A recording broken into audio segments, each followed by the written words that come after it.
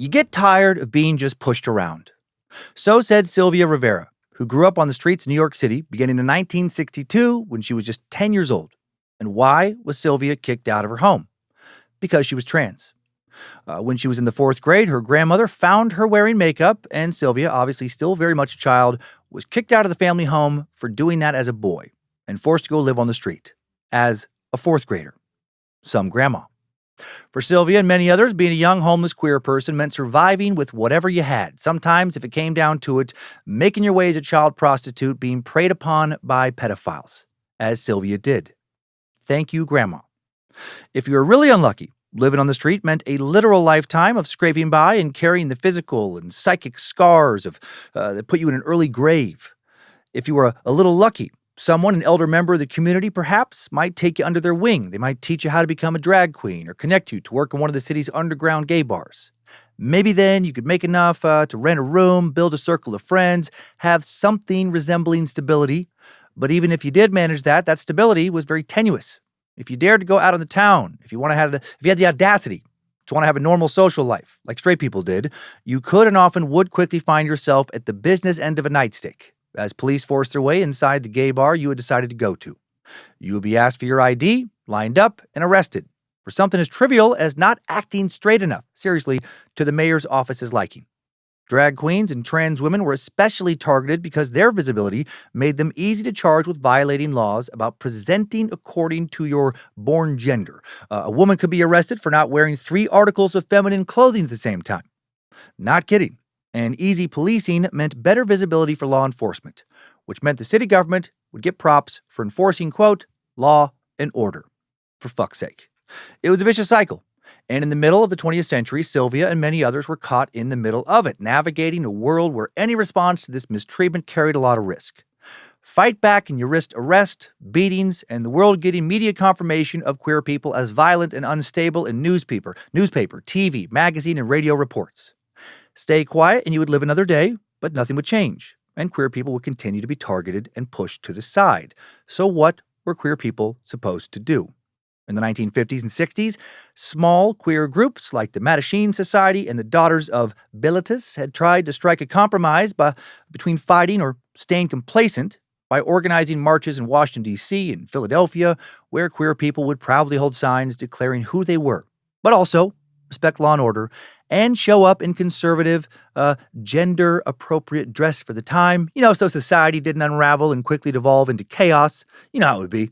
You allow a man to wear a dress or a woman to wear cargo shorts and hot dog. Pretty soon the streets are chock full of demons and babies are being barbecued and roasted on spits.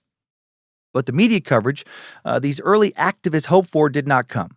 And as they tried to figure out a way to make politicians and law enforcement listen, the raids against them and their communities intensified.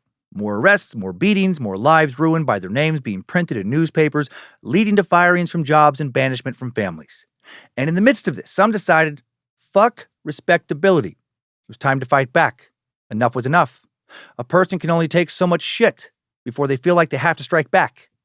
When the police approached the Stonewall Inn in the early morning hours of June 28, 1969, they believed everything would go as planned. Line people up, demand IDs, start making arrests. But this time, that shit wouldn't happen. When the police let a few of the bar-goers out into the street, a crowd quickly gathered around them, and very quickly it rapidly outnumbered the cops. They murmured to each other, their surprise at being raided quickly veering into anger. They asked each other why they were just standing and taking it. Again, why, in Sylvia's words, they continued to let themselves be, quote, pushed around. And then someone threw something. A brick, a cobblestone, a can, a bottle, a penny. That exact detail remains unclear. Not that it matters.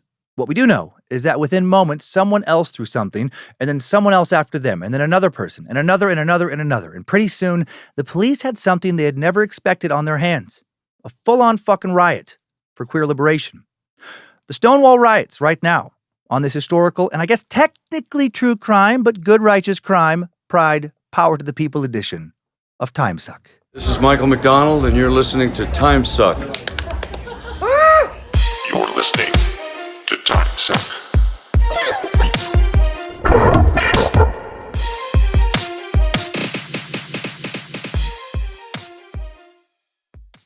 happy Monday, happy Pride. Welcome or welcome back to the Cult of the Curious. I'm Dan Cummins. Probably woke, definitely socially progressive, maybe part of the liberal agenda. I can't remember what I agreed to at the last New World Order meeting. And you are listening to Timesuck. Hail Nimrod, hail Lucifina, praise be to good boy Bojangles, and glory be to Triple M. I learned so much this week. Found this topic very inspiring, very fascinating, and I hope you do as well. Before I get started, quick note. I will be using the word queer as opposed to gay a lot today. And why is that? Well, because fuck you and fuck your family. That's why. No apologies. That certainly wasn't necessary and didn't make sense.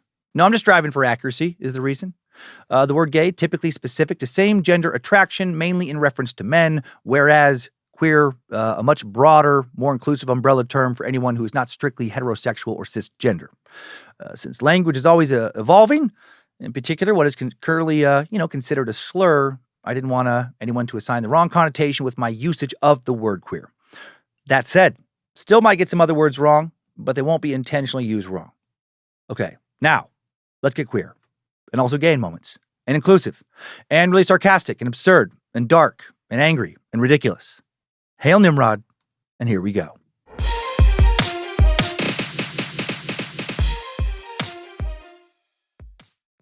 Greenwich Village, currently one of the most vibrant, bustling neighborhoods in all of New York City, filled with high-end apartment buildings, brownstone houses, funky little shops, elevated restaurants, and much, much more.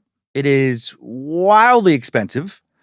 As of May 2026, the average apartment rent in Greenwich Village was $3,558 a month for a studio, $4,362 for a one-bedroom, $5,526 for a two-bedroom, and just a tick under $6,000, $5,919 for a three-bedroom.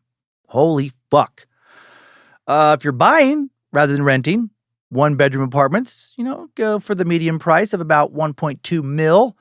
And of course, it can go up from there quite a lot. I poked around on Realtor.com, found a new construction, 8,200 square foot, 5-bedroom, 7.5 bath townhouse, perched atop 16th Fifth Avenue. Not sure exactly how many floors up it is. New construction, though.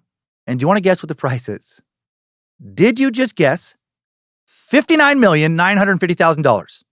50 grand. 50 grand shy of 60 fucking million. With a $17,000 a month HOA fee on top of that, so that's cool. But you do get 24-hour access to the building's small gym. So kind of balances out. Not everything's that crazy. You can also get a nice little 6,800 square foot, 5-bedroom townhouse at 114 Waverly Place for almost nothing. Just $22,850,000 pocket change, right? Unsurprisingly, the Village is home to a lot of wealthy people. Walking down the street, you're gonna see a lot of AirPod wearing finance fucking dominators, women in high-end athletic wear, toting yoga mats and Pilates equipment, and drinking a fucking $30 pressed juice. Families with more than one full-time nanny, because you can't just have one full-time nanny like some basic bitch peasant, can you? That's gross. But for the purposes of our episode today, the Village is and was something besides a playground for the wealthy, also one of the most famous queer neighborhoods in the world. If you visit Greenwich Village today, you're probably going to see a lot of rainbow flags flying from apartment balconies, same-sex couples holding hands as they walk down the street together, flyers advertising LGBTQIA plus events, meetups, drag shows, bar crawls, and more. However, Greenwich Village, not always this way. Of course not. No queer-friendly neighborhood in the U.S. has ever always been that way, because for the overwhelming majority of America's history, just openly being queer was literally illegal. Back in the 1600s, the Village was a lot more country than city, with tobacco farms dotting the landscape. I love imagining any part of Manhattan just having a farm. Just does not compute. But there was actually still at least one working farm on Manhattan as recently as 1932. Interestingly, in 1644, 11 Dutch African settlers in the area were granted half freedoms after the first black legal protest in America. All before America was even America, I guess, U.S.-wise. All received parcels of land in what is now Greenwich Village, and a big part of it that became known as the Land of the Blacks. The earliest known reference to the village's name as Greenwich dates back to 1696 in the will of Yellis Mandeville of Greenwich, London, England, who before relocating to Manhattan had long resided by another settlement of the same name on Long Island. The village would be first mentioned by name in city records, official documents, in 1713. What is now Greenwich Village was still so rural that in the 1700s, when malaria, yellow fever, and cholera outbreaks hit the southern tip of New York City, known today by some as Fidei, hope I'm saying that right, or the financial district, people who had money fled north to the small countryside known as the Village of Greenwich, seeking fresh air and a rural atmosphere. And then bit by bit, Greenwich, got a lot less rural and a bit more New Yorky. By the mid-1800s, Greenwich Village was a well-established neighborhood, the streets lit by gas lamps and dotted with horse stables. The haphazard settling of the area made for the neighborhood's characteristic crooked, zigzagging streets. During this time, the village was also home to several notable American writers, including Edgar Allan Poe, Mark Twain, Ida Tarbell. These writers were joined by waves of immigrants from France, Ireland, and Italy, pushing out the, quote, respectable crowd, who then settled north near Fifth Avenue and Central Park. This changing character brought both energy and unrest, as change often does. After the Triangle Shirtwaist Factory fire on March 25, 1911, jumping quite a bit ahead, in which hundreds of women, many of them immigrants, died due to unsafe conditions, the neighborhood was outraged. In response, labor and women's rights activists organized marches and demonstrations. That same year, Greenwich Village served as the starting point for the New York City's first women's suffrage parade, demonstrating in support of equal voting rights for men and women. Clearly, the village has a long and notable history regarding the fight for equality, which I'm sure was not lost on the many artists who would later make their names there, like Bob Dylan and Joan Baez. Soon, another community began to take root more visibly in the village's streets and gathering places, the queer community, which had been covertly establishing itself in the village for years, setting up early gay bars at places like the Black Rabbit, located at 183 Bleecker Street, and the Slide at 157 McDougal Street. That last one, very famous street in American folk music, by the way. In the 1890s, the Black Rabbit offered live sex shows as part of its draw. Closed by the police in 1899, and then reopened, then raided again in 1900 by the Society for the Suppression of Vice. Well, that doesn't sound like a fun bunch. Bet a lot of those dudes would have also been right at home working for a group called the Society of the Killing of Joy. The Slide was operational around the same time. Didn't last nearly as long, opening around 1889 or 1890, closing in 1892. There was a key difference between these early, somewhat openly queer individuals and other waves of minorities. While immigrants and women's movements were increasingly able to organize visible public protests, no one expected the queer community to ever take to the streets. For one thing, many queer people simply had zero intention of ever coming out at this time. They did not want to be branded by their neighbors, their super smart, highly evolved neighbors, as being sinful, deviant, or even demonic. They tended to live their lives secretly, slipping out of the homes they shared with their families to get a drink somewhere in a darkened room, dance, maybe even kiss, before they had to go back to their quote-unquote real lives. So sad.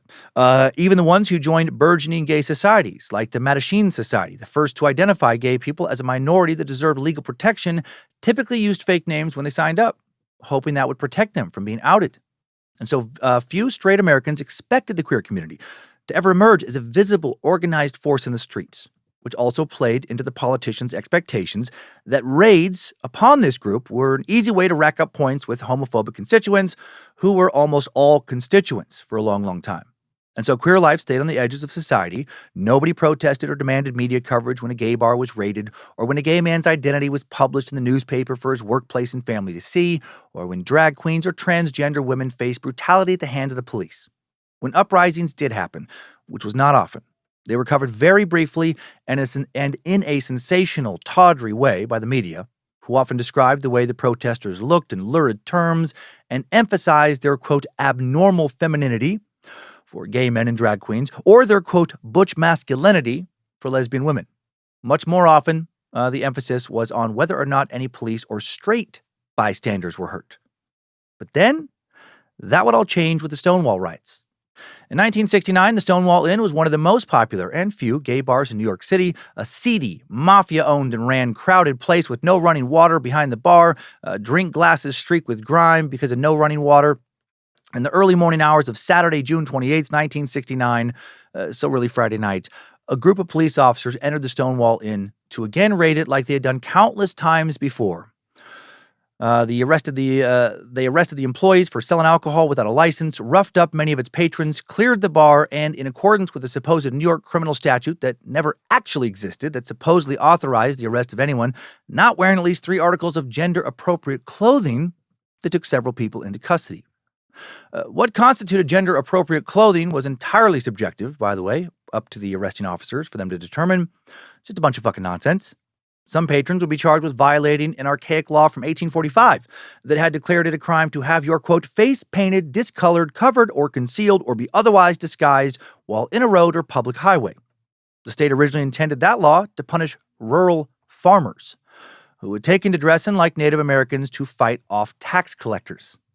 And now is being misused to harass homosexuals by soulless, fear-mongering politicians putting on a show for voters.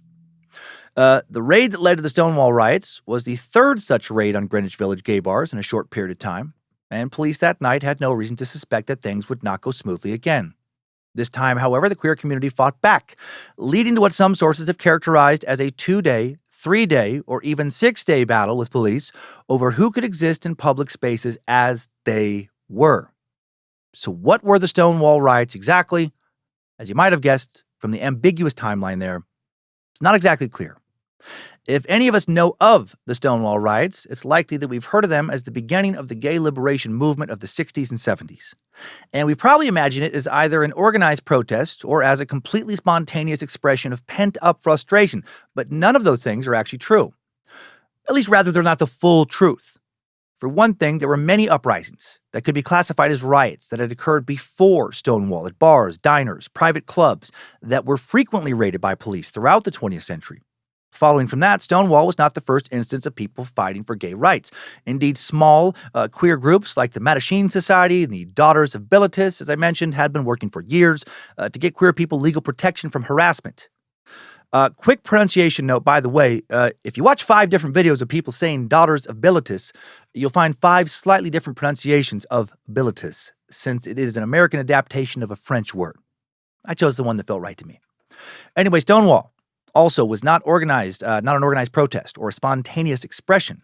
While nobody had planned to protest the bar's raid that night, in fact, nobody knew it was going to be happening except the police, there were also members of those various queer organizations who had been waiting for their time to take to the streets, and this happened to be the right moment.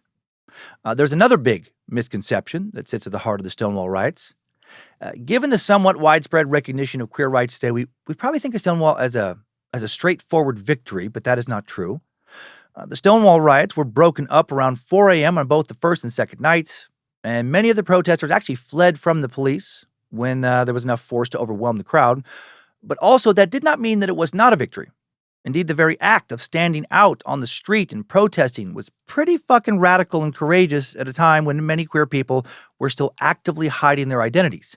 And the fact that many came back for the next night, drawing an even bigger crowd, was proof that the queer community was not going to stand for this kind of repression any longer, and that they had straight allies on their side. But that wasn't the only shift. In the immediate aftermath of Stonewall, membership at gay rights organizations surged, and it was that surge that allowed those organizations to keep pressing for acceptance and protection from discrimination. So how did all this happen? What actually did happen on those nights at the Stonewall Inn? And why is the fact and fiction of the Stonewall Riots so difficult to pin down? Let's jump into today's Timesuck timeline to find out all that and so much more. Strap on those boots, soldier. We're marching down a Timesuck timeline.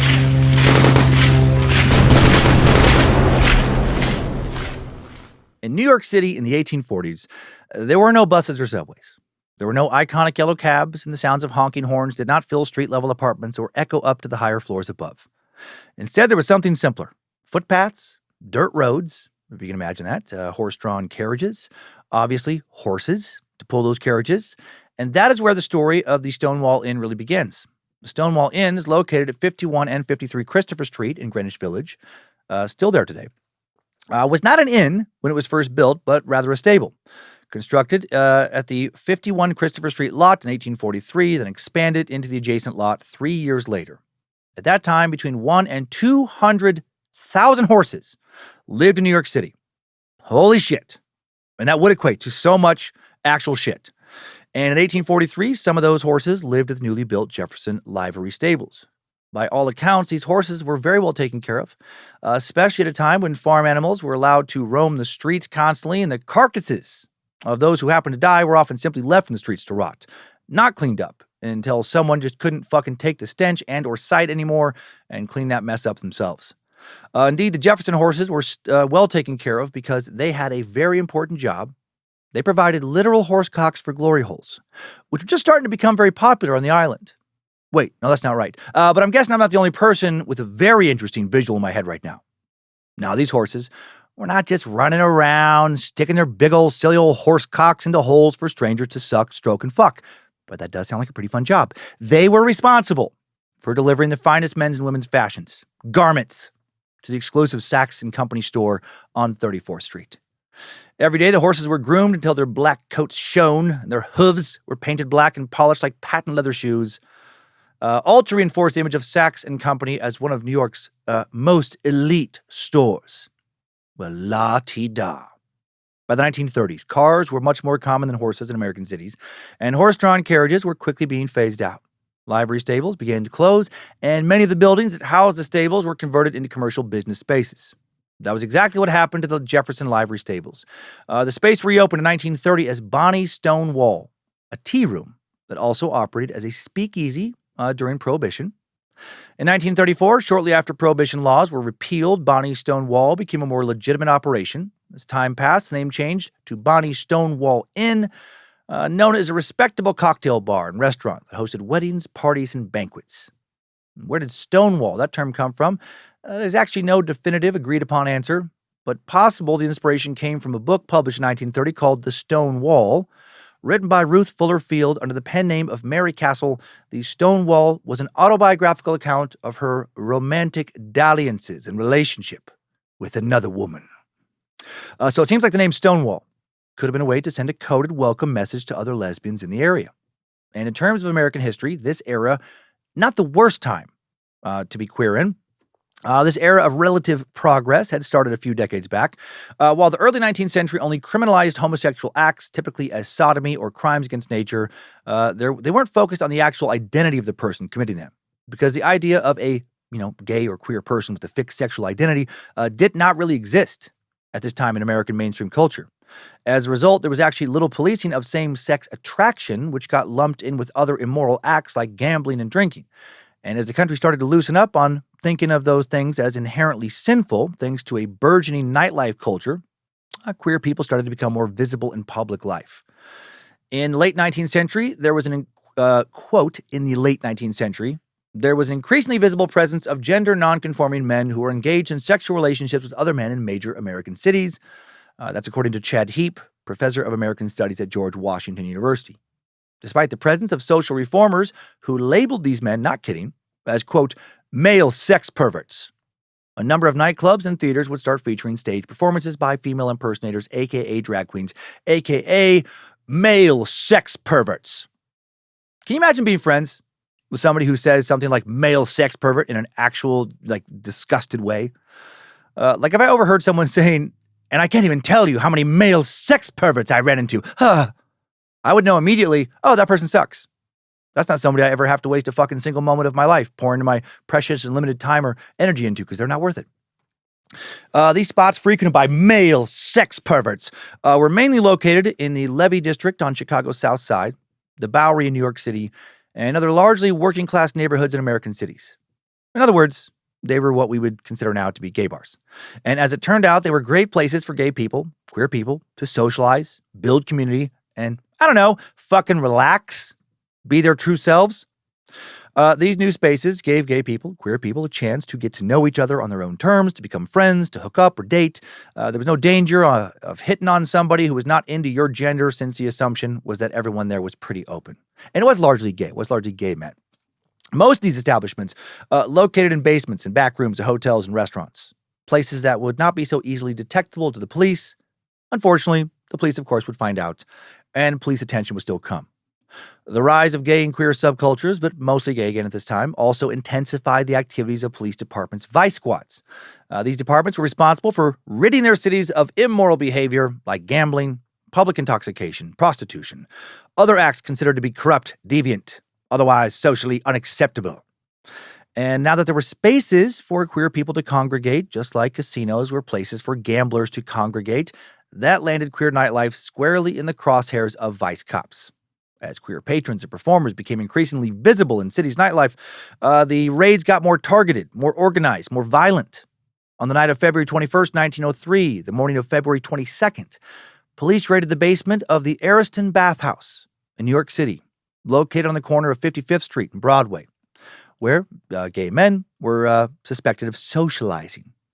The manager of this space was even, as it was rumored, gay himself. Oh my heck! They must be stopped. What if they open up a rift in the space-time continuum and unravel the fabric of the universe with all their same-sex sucking and fucking? What if 6 dicks got into 6 buttholes at 6 a.m. sharp? Would that conjure Beelzebub? During this raid, 34 men were arrested. 16 charges of sodomy were leveled in the first anti-gay police raid on an establishment in New York City. And the trials that followed featured moments of Salem witch trial level absurdity. The following are some excerpts from the archived transcript of the People versus Arthur C. Butts. Oh yeah, Mr. Butts. And his butt would be a huge focal point of the trial. The man you are hearing as the witness is an undercover cop who infiltrated the bathhouse, and he's talking about Mr. Butts in this little back and forth. I'm going to add a music bed that I feel like the prosecution back then would have found 100% appropriate tonally. So this is the prosecutor, again, prosecutor and that witness, that undercover cop. Question: what, if anything, did you see this defendant do as you stood there by the door with your back against the westerly wall in this southeasterly room on the night or morning of the 22nd day of February 1903? Answer: he sat up on the side of the couch. Who is he? The defendant. Call him the defendant so we will know. The defendant sat up on the side of the couch, and the undercover cop, right there at the doorway entrance, the witness indicates. Put a P by it, the black mark being on the side of the doorway. The witness complies. What, if anything, did you see this defendant do as you stood there by the door with your back against the westerly wall in this southeasterly room on the night or morning of the 22nd day of February 1903? He sat up on the side of the couch. Who is he? The defendant. Who, if anybody, was there on the third couch when the defendant sat up on the second couch and headed towards him?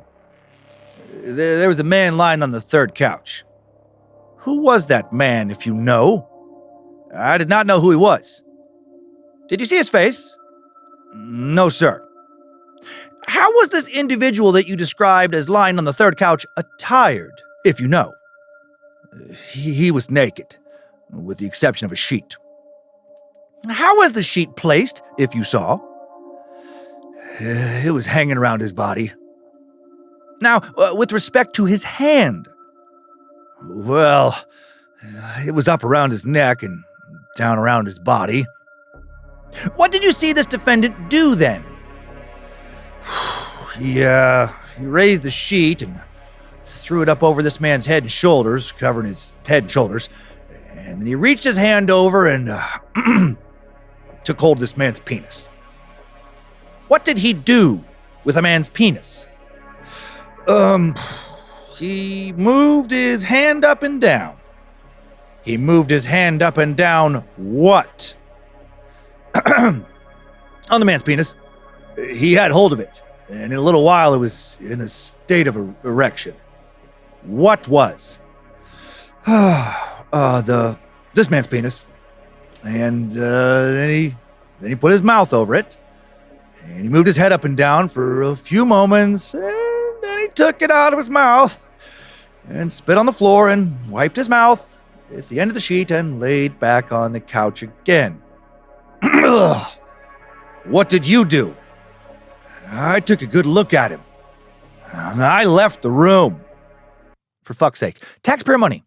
Law enforcement time. Right? Manpower. Spent lurking around at a fucking bathhouse at night, trying to catch dudes jerking and sucking each other off, so they could arrest them and then waste even more taxpayer money and officials' time on an idiotic and explicit trial.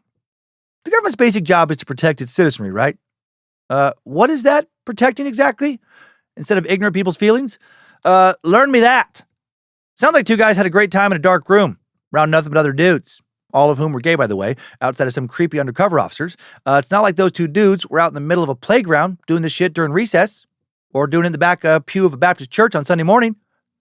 Shit like this is honestly why I have such little respect for laws in general, and I have never given a single fuck about breaking certain laws.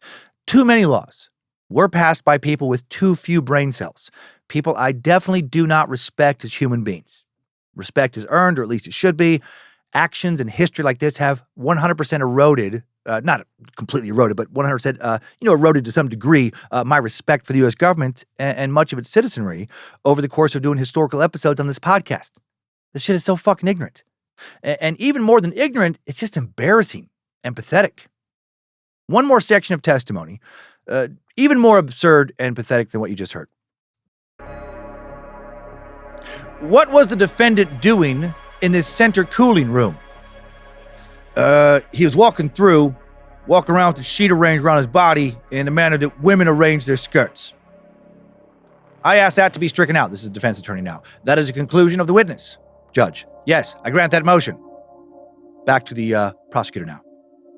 Describe how the defendant was wearing this sheet. Due to, say, in the manner, just describe how it was put on. He had it arranged so that there was a train that would trail on the floor after him and walked around. Where was this sheet attached to his body, if it was attached? Or how was it attached to his body? At that time, he had it around, just wrapped around his body under his arm. What was he doing with the sheet, trailing behind him, as you have stated? Walking around. Describe it. Talking, acting in an effeminate manner. Defense attorney. I object to that and ask to have it stricken out. Judge. Motion granted. Back to the prosecution. State what he did. Just walking around. How was he walking around? He was imitating the female, as far as I could see. Defense. I object and move to strike it out. Judge. Motion granted. Back to the prosecution. Describe what you saw this defendant do as he was walking around the cooling room. When he would turn around, he would kick the train formed by the sheet around as he would turn, like with one leg, one foot. That's all I seen him do at the time when I first seen him. What? That's all I seen him do. Remember seeing him do at the time in that room. And do you know if any name the defendant was known by there in this Turkish bath establishment was called? Objected to. Objection sustained. Question again by the prosecution. Did you hear him addressed by any person by any name? I did. What was that name? The French Queen. Oh no! Not the French Queen! Not some guy walking around in an effeminate manner, being referred to as such. He must be stopped. If we don't all conform to traditional gender norms, obviously society will completely and quickly collapse into some kind of Mad Max form of utter depravity and dystopia.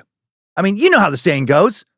If we let men prance, we all die on the lance. Or maybe it's, if we let men prance, we all have fun and dance? I can't quite remember. In another ridiculous case that came out of the Arison bathhouse raid, the People versus Kregel, probably not Kregel. The defense tried to get Andrew Kregel, a tailor who was married with 5 children, found innocent of charges of committing sodomy by bringing in a medical doctor, Dr. Pierre Siegelstein, who testified that it was literally physically impossible for Andrew to have been standing up, as an undercover witness attested, while another man, Charles Chamberlain, passionately fucked him in the ass, while a third man, John Rogers, knelt down in front of Andrew and sucked his dick while he was getting fucked in the ass until he came.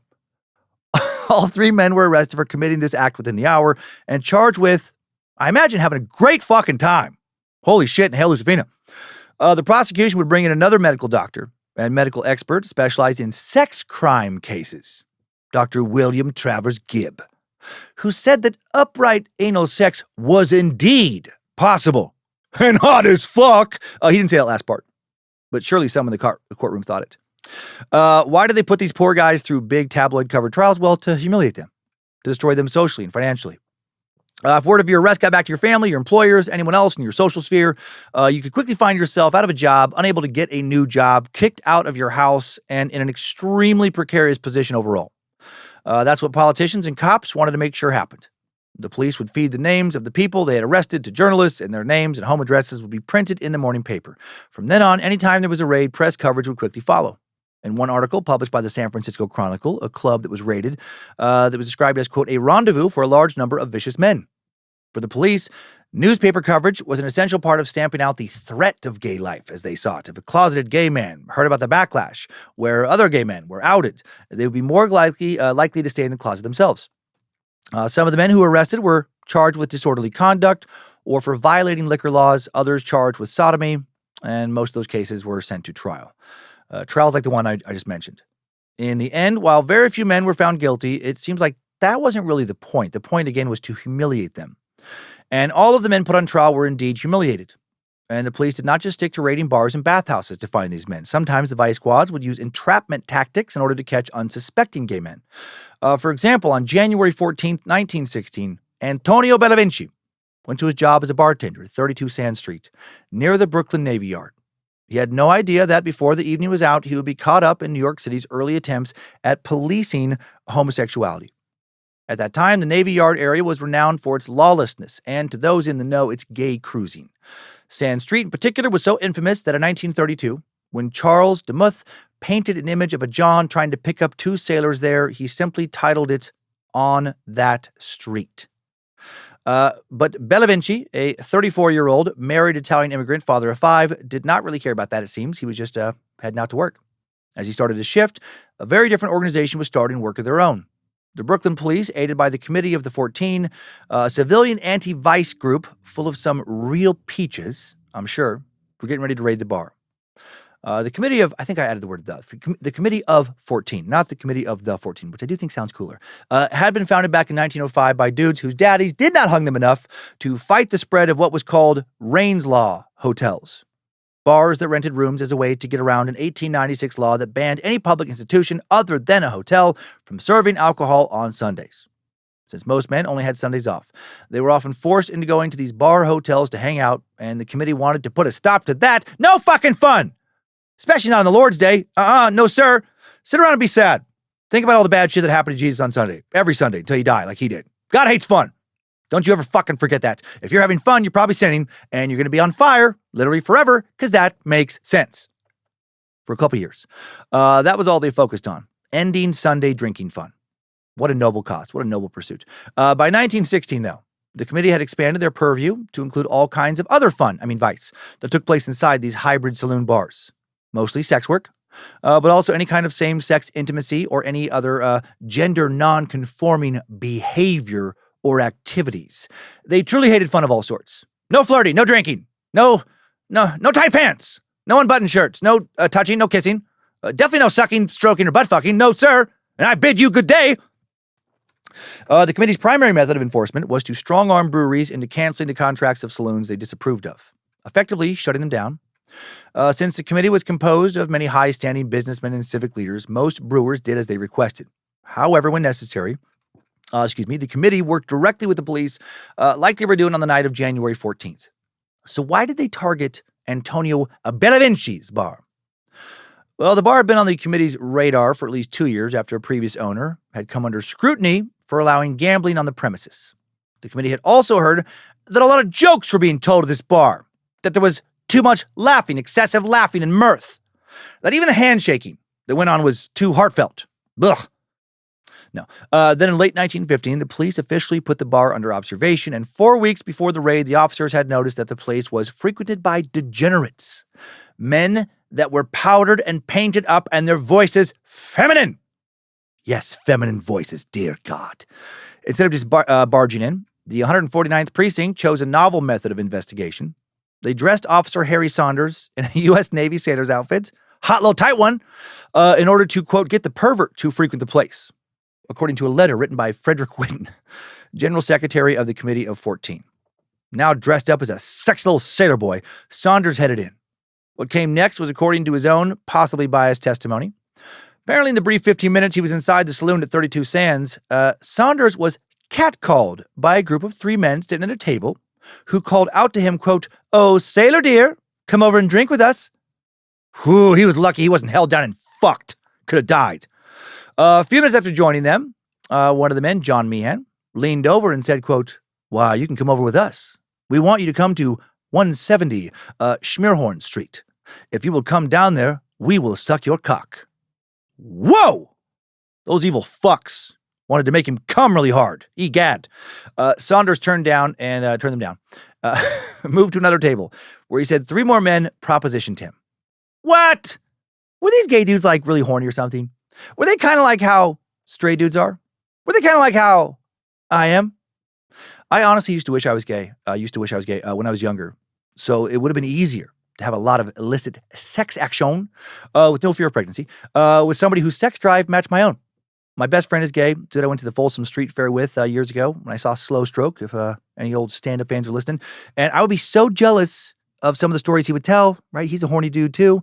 And he sometimes would party with other horny dudes, just find himself in a room full of yeses, bunch of dicks, wanting to be stroked. But alas, other cocks just do not get my own cock's motor revving. But also, if I had been gay, I am aware that life is far from just nothing but fun and games. And that I would have had to deal with a bunch of straight, deluded fun killers bullying me and constantly trying to buzzkill my boner. The police barged in after all these solicitations. A few minutes later, Saunders, who had just been saved, and 2 other officers arrested all 6 men, as well as Bellavinci. Because according to Saunders, Bellavinci had heard the proposition and done nothing. And that made him guilty of something. Of running a disorderly house. That's what he was charged and convicted of on February 1st. As a result, Bellavinci was sentenced to 3 months in a fucking workhouse. Insane. Totally insane, which he appealed. During the second trial, the 3 police officers began to elaborate their stories. Now, not only had the 6 men propositioned Officer Saunders, they had rouged cheeks when they did so, blackened eyebrows, and were holding, and I hope you're sitting down, powder puffs. Furthermore, Officer William Finken claimed that every man in the back room of the bar was similarly done up, and when they first arrived, quote, 2 sailors were sitting on the laps of 2 of these men that were arrested. Despite testimony to the contrary from 3 other patrons, who claimed there were no sailors sitting on laps, no painted faces or powder puffs, and that there had been no propositioning, the court upheld Bellavinci's conviction in a 3-2 split, so off to the workhouse he went. Talk about some dumb shit to go to jail for. In 1918, 2 years after Bellavinci's arrest, a similar case occurred where a police officer dressed as a sailor had entrapped, quote, male perverts, at a bar at 36 Myrtle Avenue. While still judging it a successful mission, Frederick Whitten, General Secretary of the Committee of 14, began to worry about this kind of entrapment, adding in a handwritten note that using actual sailor uniforms, quote, is in flat disregard to a very important federal law. Indeed, it is illegal to wear an official U.S. military uniform of any kind, including a sailor's uniform, to impersonate a service member for financial gain or other fraudulent purposes. And Whitten was facing another bigger problem as well. The problem was this: as homosexuals were beginning to be understood as a deviant class of people. Now their very existence needed to be policed. But laws like disorderly conduct were designed to be brought against activities, not identities. This is why the police made such a big deal about powder puffs and makeup, because wearing clothing of the opposite gender was an illegal, arrestable activity. Using sailors to entrap men into unlawful propositions was another way to get around this issue, but as Whitten pointed out, it was a workaround that came with its own problems. So what would the solution to these problems be? In 1923, the New York State Legislature created a specific charge of disorderly conduct degeneracy. Before that law, older statutes like sodomy or crimes against nature were broad and vague. They didn't specifically name homosexuality or even target it as a distinct identity. Instead, they criminalized a wide range of sexual behaviors like oral or anal sex. It's fucking insane that oral sex or anal sex would be outlawed, be illegal. What? Whether between men and women or between same-sex partners. Fucking land of the free my fucking ass. Land of the bullshit. In other words, like we said, the law focused on acts, not identities. And by the way, every other country is the land of the bullshit in some way or form.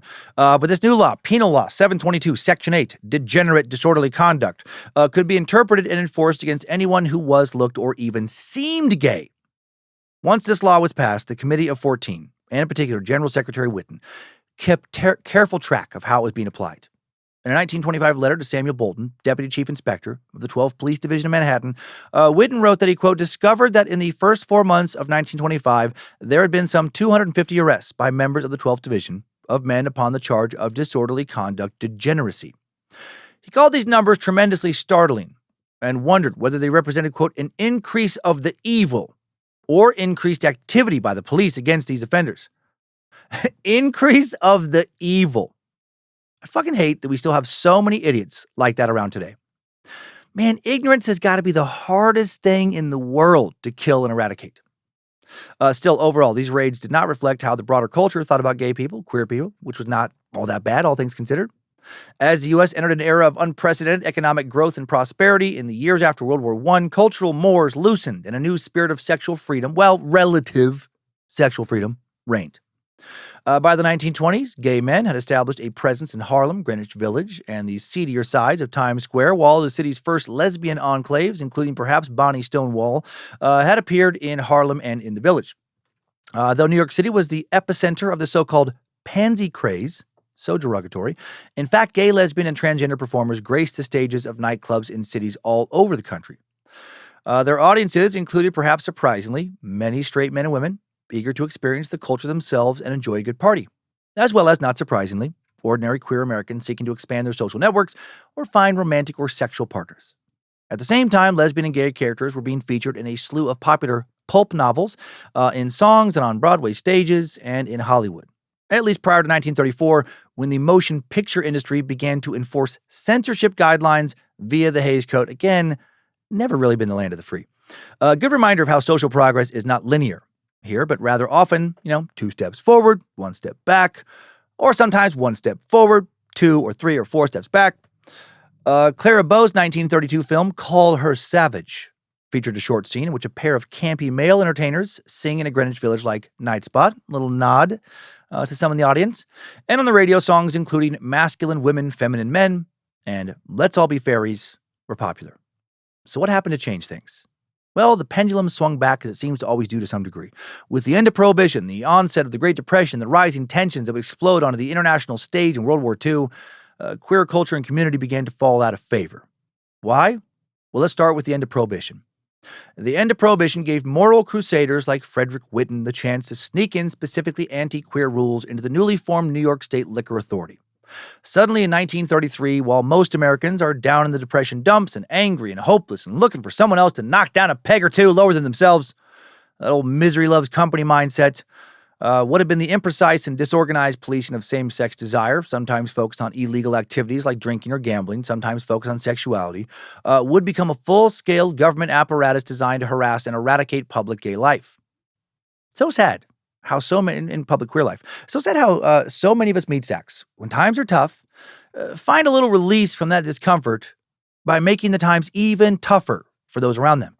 It's like the old terrible adage goes, about some dude getting bitched at by his boss at the factory, and then he gets home and he hits his wife, and then his wife beats his kid, and then his kid kicks the dog. New state regulations explicitly prohibiting gay men and women from gathering in licensed public establishments, right, are enforced now or passed. The new regulations not only codified the ban on gay visibility, queer visibility, but raised the stakes for anyone who owned a business and considered bypassing the law, since anyone who served a single drink to a queer person, or made a single film about a queer person, or put on a play with queer characters, could and sometimes did have their businesses destroyed. Go woke, go broke, far from a recent threat and logic, or lack of logic, I guess. Shitty thought. Public sentiment, of course, overall aligned in support of these laws. If it hadn't, they wouldn't have been passed. Politicians generally followed the culture's lead, not vice versa. Across the country, many blame the economic downturn of the Great Depression on the atmosphere of cultural experimentation of the 1920s, even though that didn't have fuck all to do with the stock market crash. But you know what? Never let the truth get in the way of a good story, right? Never let the truth get in the way of what you want to believe. As this misguided view became more widespread, darker narratives started to take the forefront. True crime narratives found in many of the pulpy noir magazines we have covered here before. Many of these narratives described sensationalized sex crimes where the villains and perpetrators were gay men. The actual true crime stats did not back that up. Heterosexual white men have produced the greatest number of sexually violent crimes pretty much always. They did back then, as they still do now, for anyone who wants to look into some FBI crime statistics. But again, fuck truth. I'm going to believe what I want. World War II would also mark a turning point. The war called for national strength, reproduction and family structure, military discipline, and eradication of anything that could be considered deviance by moralists. To that end, the U.S. military, hoping to screen out mentally ill individuals, asked every potential service member questions on their sexuality. Gay and lesbian recruits were now forced to answer questions vaguely or lie about their sexuality in order to be allowed to serve. Otherwise, they would run the risk of being sent home and branded as a sex pervert. By the middle of the war, the military sought new ways to target and expel homosexuals. Instead of charging individuals with sodomy, a court-martial offense, the military began identifying suspected homosexuals as psychopaths. So that's fun. In other words, instead of charging service members with the crime of behavior or action, the military charged them with, quote, crime of being, as the National World War II Museum in New Orleans put it. Amazing museum, by the way, for military history buffs. Such a move created by an efficient system of discrimination and prosecution of homosexual members of the military. And it wasn't like these service members charged with being, queer just got to go home, being gay, I guess in this case. Service members who were persecuted by Section 8 Blue Discharge were purged from bases and units and sent to fucking mental institutions and makeshift quarantine brigs, where they routinely suffered physical and psychological abuse, isolation, and humiliation. At the same time, the war also unintentionally helped create modern queer communities, though. Despite the threat of persecution, gay and lesbian service members thrived during World War II. As with most young soldiers, many had never left their homes before, and the war provided them an opportunity to find community, experimentation, camaraderie, in some cases first loves.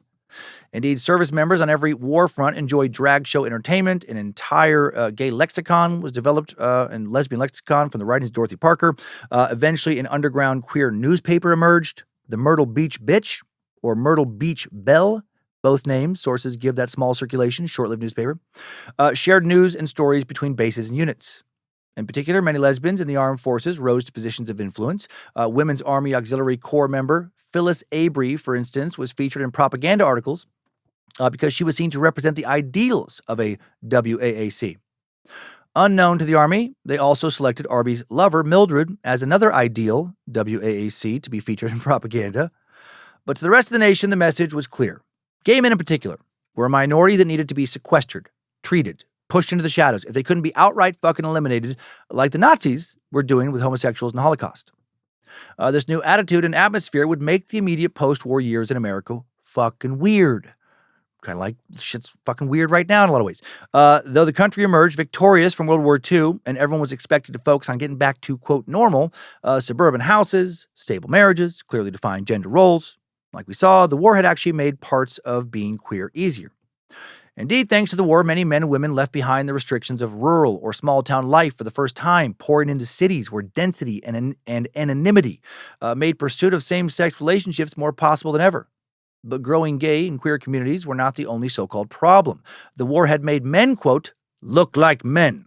But now, those very same men were moving on from military life into suburban domesticity, white-collar office work. Some critics worried that American masculinity was becoming bureaucratic, passive, and feminized. I guess that was like the people saying that were like the equivalent of Fox News pundits back then. Could most of America's men wind up gay if they did too much paperwork? Could sit in a cushy chair in a nice calm office day after day where the heaviest thing you lift is a stapler, make a straight man think stuff like, I think I would like a cappuccino and some cinnamon coffee cake. And then you know what else sounds good to snack on? Some balls. Yes, first cappuccino, then coffee cake, then balls. And I stroke a cock until it comes on my face. Perhaps that strange atmosphere could have persisted. Tense, but overall stable. But it wouldn't, in part thanks to the research of one man. In 1948, biologist, sex researcher Alfred Kinsey published Sexual Behavior in the Human Male. From his research, Kinsey concluded that homosexual behavior was not restricted to people who identify as homosexual. In fact, 37% of men he surveyed had enjoyed homosexual activities at least once. Even more, and this is in an atmosphere, a very oppressive atmosphere. Even more destabilizing than the number itself was what it implied. The popular assumption in mid-century America was that homosexual men were visibly identifiable outsiders, effeminate, theatrical, obviously different, and you could use those markers of difference to quickly identify and marginalize them. But Kinsey's findings suggested that many men who outwardly appeared completely conventional, veterans, Husbands, businessmen, churchgoers, deep-voiced, fucking manly-ass bears with big pecs, calloused hands, firm jawlines, and big old rock-hard cocks, but also maybe sometimes small, not intimidated, but still able to get the job done, so don't mock them cocks, had engaged in same-sex behavior at some point. That introduced a new cultural anxiety. What if homosexuality was invisible? Damn you, Satan! What if it existed beneath the surface of ordinary American life?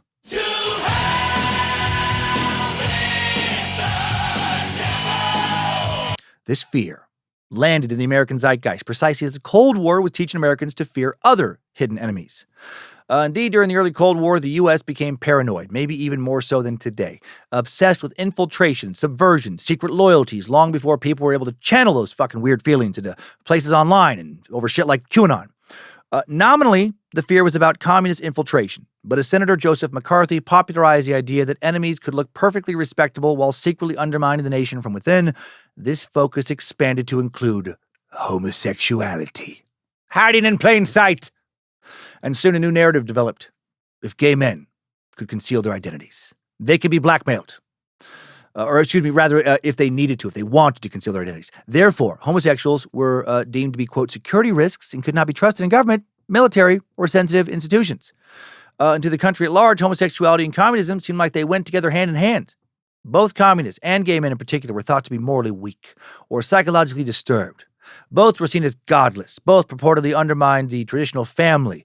Both assumed to recruit, to fucking groom shadowy figures with a secret subculture.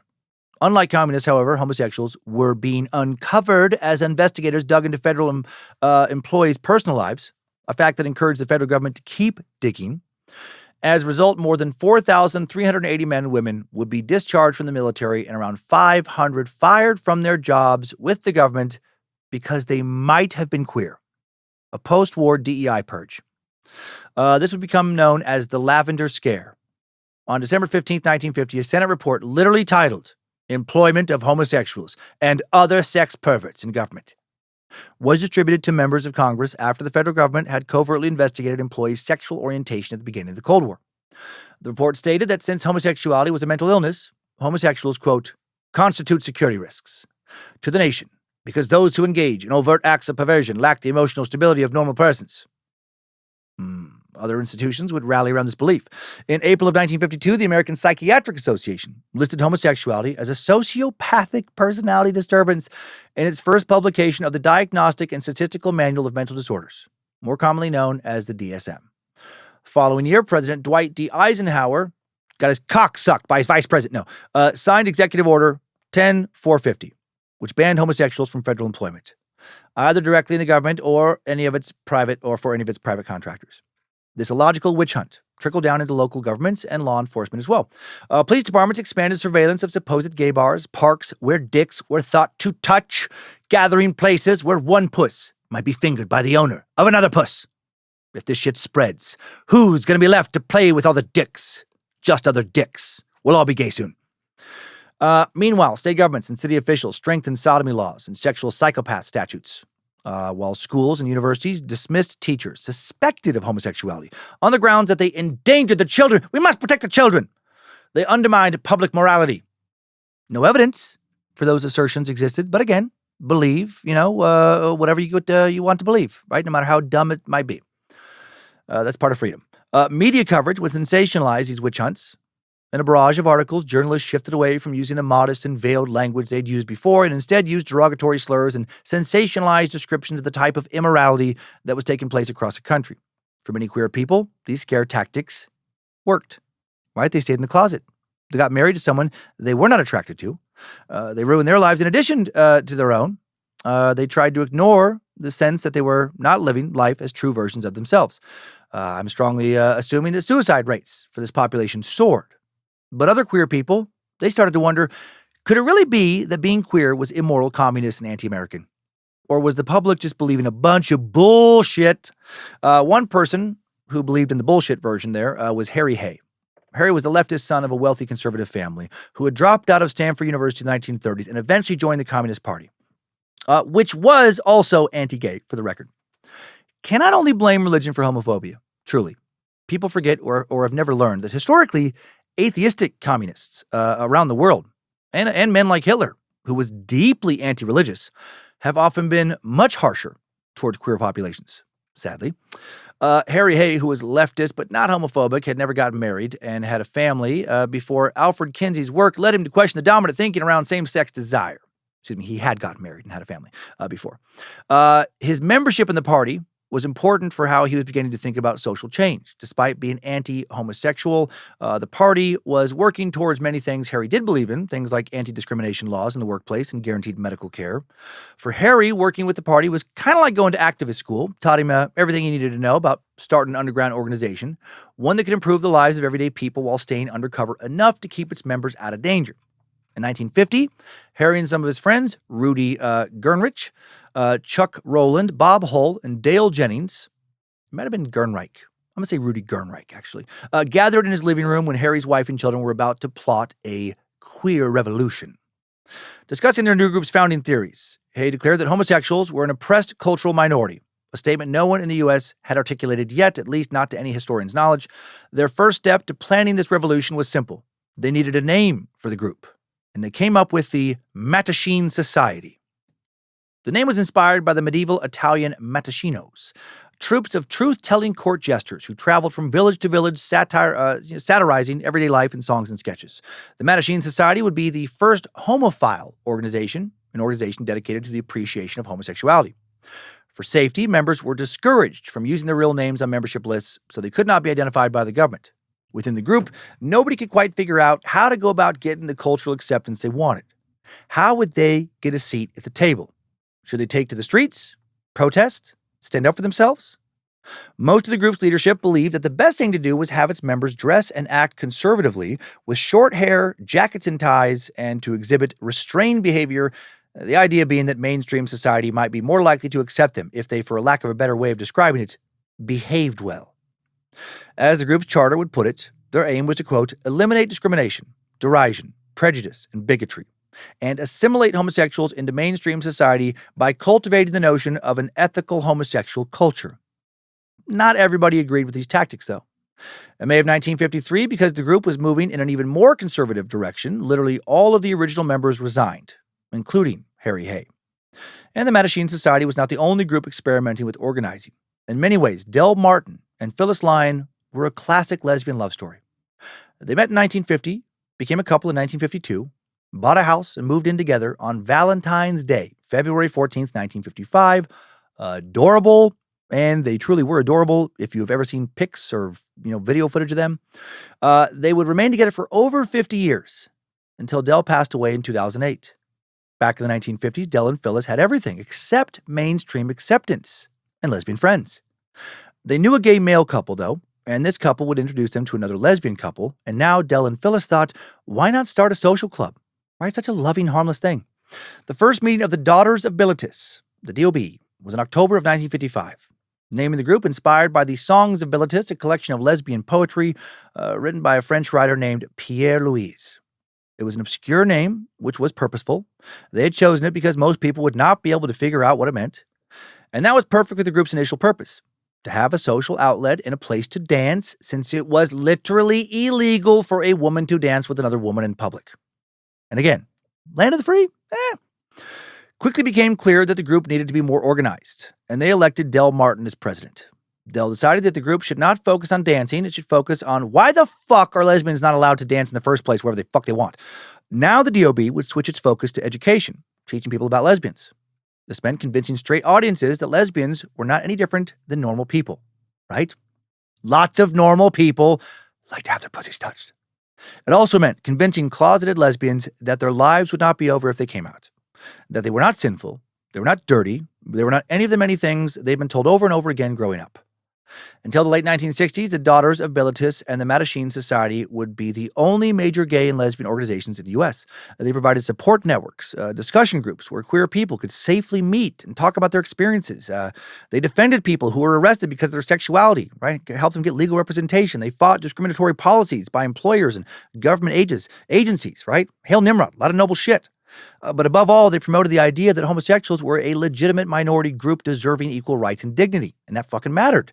But for many queer people, it did not matter enough. No matter how respectable the movement tried to be, police could still storm into a bar, drag people into the street, arrest them for a bunch of bullshit, like existing as they were, and fuck up their lives. So soon, some decided to take matters into their own hands. In May of 1959, everything was business as usual at Cooper's Donuts, a diner in LA's Skid Row where drag queens were known to get together in the early morning hours and eat some delicious treats. Fuck, I miss donuts. Why can't they be good for me and my blood sugar? If Cooper's Donuts existed now, it was not just a safe place for drag queens, but was also a safe space for raucous gay orgies. And they somehow made and sold donuts that tasted exactly like regular sugary donuts, but were somehow zero carb? Oh boy.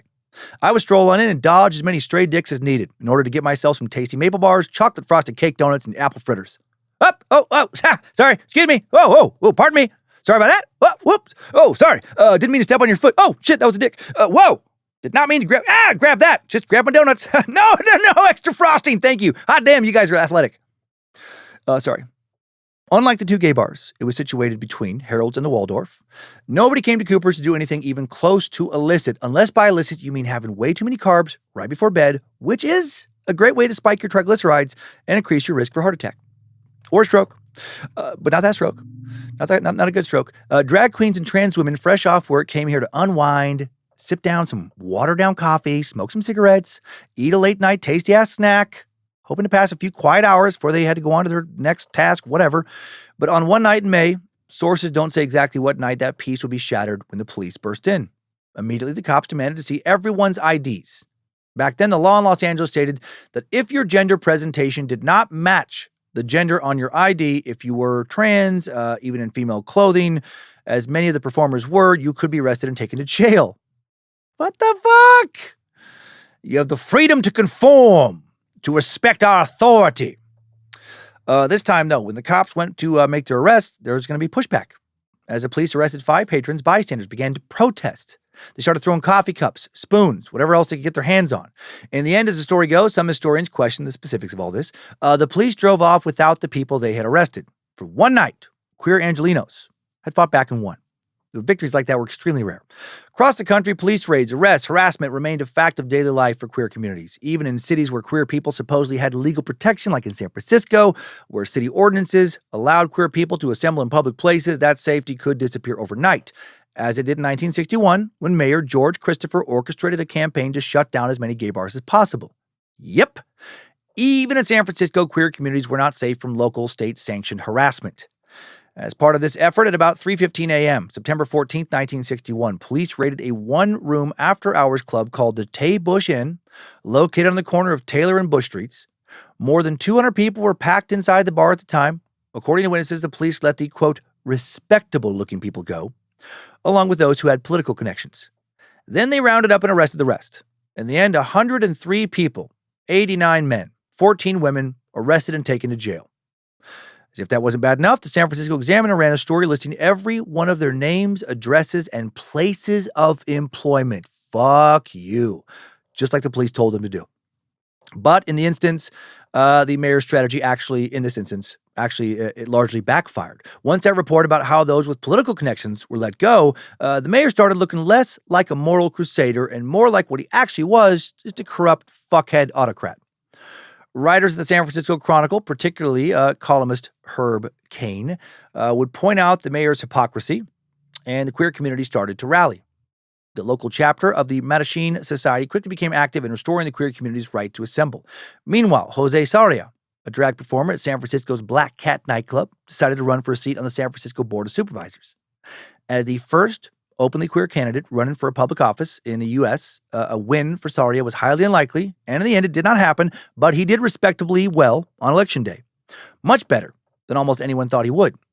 Thanks to these forms of protest, bystander action, and engagement with the wider world of politics, word of organizations like the Mattachine Society would start to spread, and more people would get involved. And one of those people was Frank Kameny, a man now sometimes referred to as the father of America's gay rights movement. Like many gay men in the 20th century, on the surface, Frank had lived a quite conventional life.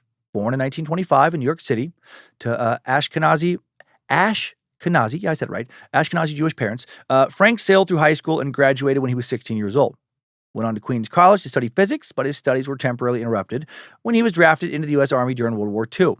After the war, he returned to Queens College, graduated in 1948 with a physics degree. Smart dude. From there, he was on to Harvard University, where he would earn both a master's degree and doctorate in astronomy. Super smart dude. After a brief teaching stint at Georgetown University, he was offered a job in 1957 by the U.S. Army Map Service. Everything was going perfectly. He had gotten his education. He had been a soldier. Now he was on to a respectable career until the U.S. Army discovered that Frank Kameny had an arrest record. So what happened? Few years before he had applied for the job, Frank had been traveling cross-country to complete his doctoral research. When he was groped, didn't even want to be groped, by another man at a San Francisco bus terminal. That's it. Fully clothed. Plainclothes officers witnessed the incident and arrested Kameny for engaging in homosexual behavior. Once the U.S. Army found out about this groping, they fired Kameny, and then deciding that wasn't enough, they took it a step further. They decided to make an example out of him. In 1958, Kameny was banned from any U.S. government employment. He appealed the decision, even tried to take it to the Supreme Court, but the decision stuck, and he was stunned. Frank had worked so hard to finish his education, and now, at 33 years old, his career was over. All because of some unwanted attention, mind you, in a bus terminal. And the experience woke him up and radicalized him. He knew he was gay, but he also knew that that had nothing to do with his professional life. But now that he had found himself boxed out of a legitimate career, well, what was he going to do? He decided to devote himself to political activism. In 1960, Frank and his friend Jack Nichols co-founded the Washington, D.C. chapter of the Mattachine Society. Up to this point, the Mattachine Society had been pretty secretive, as I mentioned. Indeed, membership lists were heavily protected. Most people, again, did not use their real names. They were still trying to figure out how to help people without compromising themselves. And that was slow going. So Frank decided, fuck that. Frank, Jack, and some members of the Daughters of Bilitis began to organize pickets, the first of which took place at the White House in April of 1965. Very public protest. Like the platform of the Mattachine Society dictated, they made themselves look, quote, respectable by wearing suits and dresses. Even so, it was still shocking for many to see queer people out and about, not hide in the shadows, instead proudly declaring that they deserve equal treatment. But when it came to queer liberation, the movement still had a long, long way to go. It was still hard to get widespread support because most gay and lesbian people had internalized the negative attitudes from the larger culture. Many of them had simply gotten married and hoped the, quote, strange desires they felt would go away, like too many people do today. Thank you, conversion counselors, you mindless twats. Others saw psychiatrists and psychologists hoping that doctors would cure them. Sometimes these ended in electroshock therapy or even lobotomies. Thank you, quacks. Which left many people with full or partial brain damage. How are these queer societies supposed to combat decades, if not centuries, if not millennia of conditioning that led to people messing with their fucking brains? How would they convince people that they were not damaged when that was what they've been told their entire lives? Meanwhile, by the early 1960s, a campaign to rid New York City of gay bars was in full effect by order of Mayor Robert F. Wagner Jr., who was concerned about the image of the city in preparation for the 1964 World's Fair. The city revoked the liquor licenses of bars and undercover police officers, or that undercover police officers, where they had worked to entrap many homosexual men, previously. One story in the New York Post described an arrest in a gym locker room, where the undercover officer, grabbed a man's crotch while moaning, and then when a bystander asked if the guy whose crotch had just been grabbed was all right, the bystander got arrested by the cock-squeezing cop. What the fuck? Sounds like that officer may have taken that job specifically so he could get his man hands on some man dick, as opposed to trying to stop man hands from touching dick. No gays can hide from New York City's finest.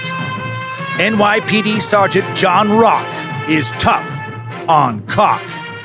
Hey, what do you think you're doing wearing those tight bike shorts in public, you sexy little twink? You want some attention? Is that what you're trying to do in my city? I'll give you some attention. I'll find out how straight or gay you are. You like that? You like that when I grab your limp cock? Let's see how long it takes for it to get hard when I rub it, when I grope it. Okay, still limp, I see. I'll play your game. How about now? How about now when I spit on my palm and really lube it up all nice like? Huh? Okay, still limp. How about now when I grab your hand, put it on my already very hard cock? Go ahead, you deviant. You sexy little twink. Go ahead and stroke my cock, I dare you. You like that, don't you? Even though you're still trying to trick me into thinking you're straight with that limp bullshit. All right, how about now? How about when I start sucking it? You fucking love it. I sucking that cock, don't you? Now start sucking my cock. See if you don't get hard. And when you do get hard, stick it in my ass. Start jerking me off. See how long it takes me to come, you sexy little twink? No gays can hide from New York City's finest. NYPD Sergeant John Rock is tough on cock. So that just happened. I imagine we might get some interesting emails regarding people trying to explain what kind of podcast they were listening to right there. Anyway, faced with this kind of bullshit, the new gay rights organizations, queer rights organizations, did not know what to do. How would they continue their protests? How would they organize them? What was the right day to protest? How would they organize a bunch of small regional clubs into a bigger cohesive movement? After the April 17th picket at the White House, Craig Rodwell, owner of the Oscar Wilde Memorial Bookstore in Greenwich Village, very likely the first queer bookstore in the U.S., proposed the idea of an annual 4th of July picket. To spread the word, the Daughters of Bilitis, the New York City and Washington, D.C. chapters of the Mattachine Society combined to become a larger umbrella group under the name East Coast Homophile Organizations, or ECHO. ECHO would be responsible for organizing annual events that reminded the country that queer communities, specifically gay and lesbian communities primarily, had been denied the supposedly American rights to life, liberty, and the pursuit of happiness. Those three principles enshrined in the Declaration of Independence. As such, the 4th of July protest would be called the Annual Reminders. And now their first big protest was on. On July 4th, 1965, queer activists, all adhering to a strict dress code of dresses for women and jackets and ties for men, carried their signs and marched on Independence Hall in Philadelphia. As radical as the event was, there was almost zero news coverage of the annual reminders, and unfortunately, what little coverage existed was negative and sensationalistic. Confidential magazine, a tabloid-style publication, ran a story in its October 1965 issue, dismissively titled, "Homos on the March." Wasn't exactly the kind of thing that made these groups, which had poured hours into coordinating these marches, feel like they were making an impact. Soon some would think that this kind of action, protesting in the streets, wearing your best straight-looking clothes, was not the right way to get the cops to stop ruining people's lives. Then again, they also were not willing to riot. So what could they do? Well, Dick Leitch, fuck yeah, Dick, and Craig Rodwell, oh, fuck yeah, Rod and Dick, who were the president and vice president of the Mattachine Society of New York, decided to try something new. On April 21st, 1966, Dick, Craig, the fucking Rod man, and their friend John Timmons, not as good of a name, went bar hopping in Greenwich Village. The men were excited. Via the Mattachine Society, they've been able to get the newly elected mayor, John Lindsay, to end the campaign of police entrapment in New York City. Now they were turning their focus to the State Liquor Authority. Like we covered in the 1960s, the State Liquor Authority, the SLA, had regulations that prohibited bars from serving drinks to people who were known or suspected to be gay or lesbian. Even if a person looked gay or lesbian, whatever that fucking means, bars could refuse to serve that individual. And that was exactly what Dick, Craig the Rodman, and John hoped these bars would do. They wanted to be refused service so they could make a formal complaint to the SLA. To broadcast their message, they also invited 4 newspaper reporters, including Thomas Johnson, fucking Johnson, hell yeah, from the New York Times, and photographer Fred McDermott from the Village Voice. First up on their pub crawl was the Ukrainian-American Village Restaurant. This bar had a sign that actually said, "If you are gay, please go away," which of course made them walk right in. But the journalist showed up before the men did, accidentally told the bartender about what the group was up to, and the bartender closed for the night, rather than deal with that commotion. Well, fuck that guy. The second bar on the list was called Dom's. Oh, fuck yeah, it was. And it had a similar sign, but Dom's was closed. Bartender's probably partying with some folks from Subs. So the group, I feel like that, boom, boom. So the group decided to go for the biggest bet yet. Howard Johnson's, housed in a building with a bright orange roof at the intersection of 8th Street and 6th Avenue.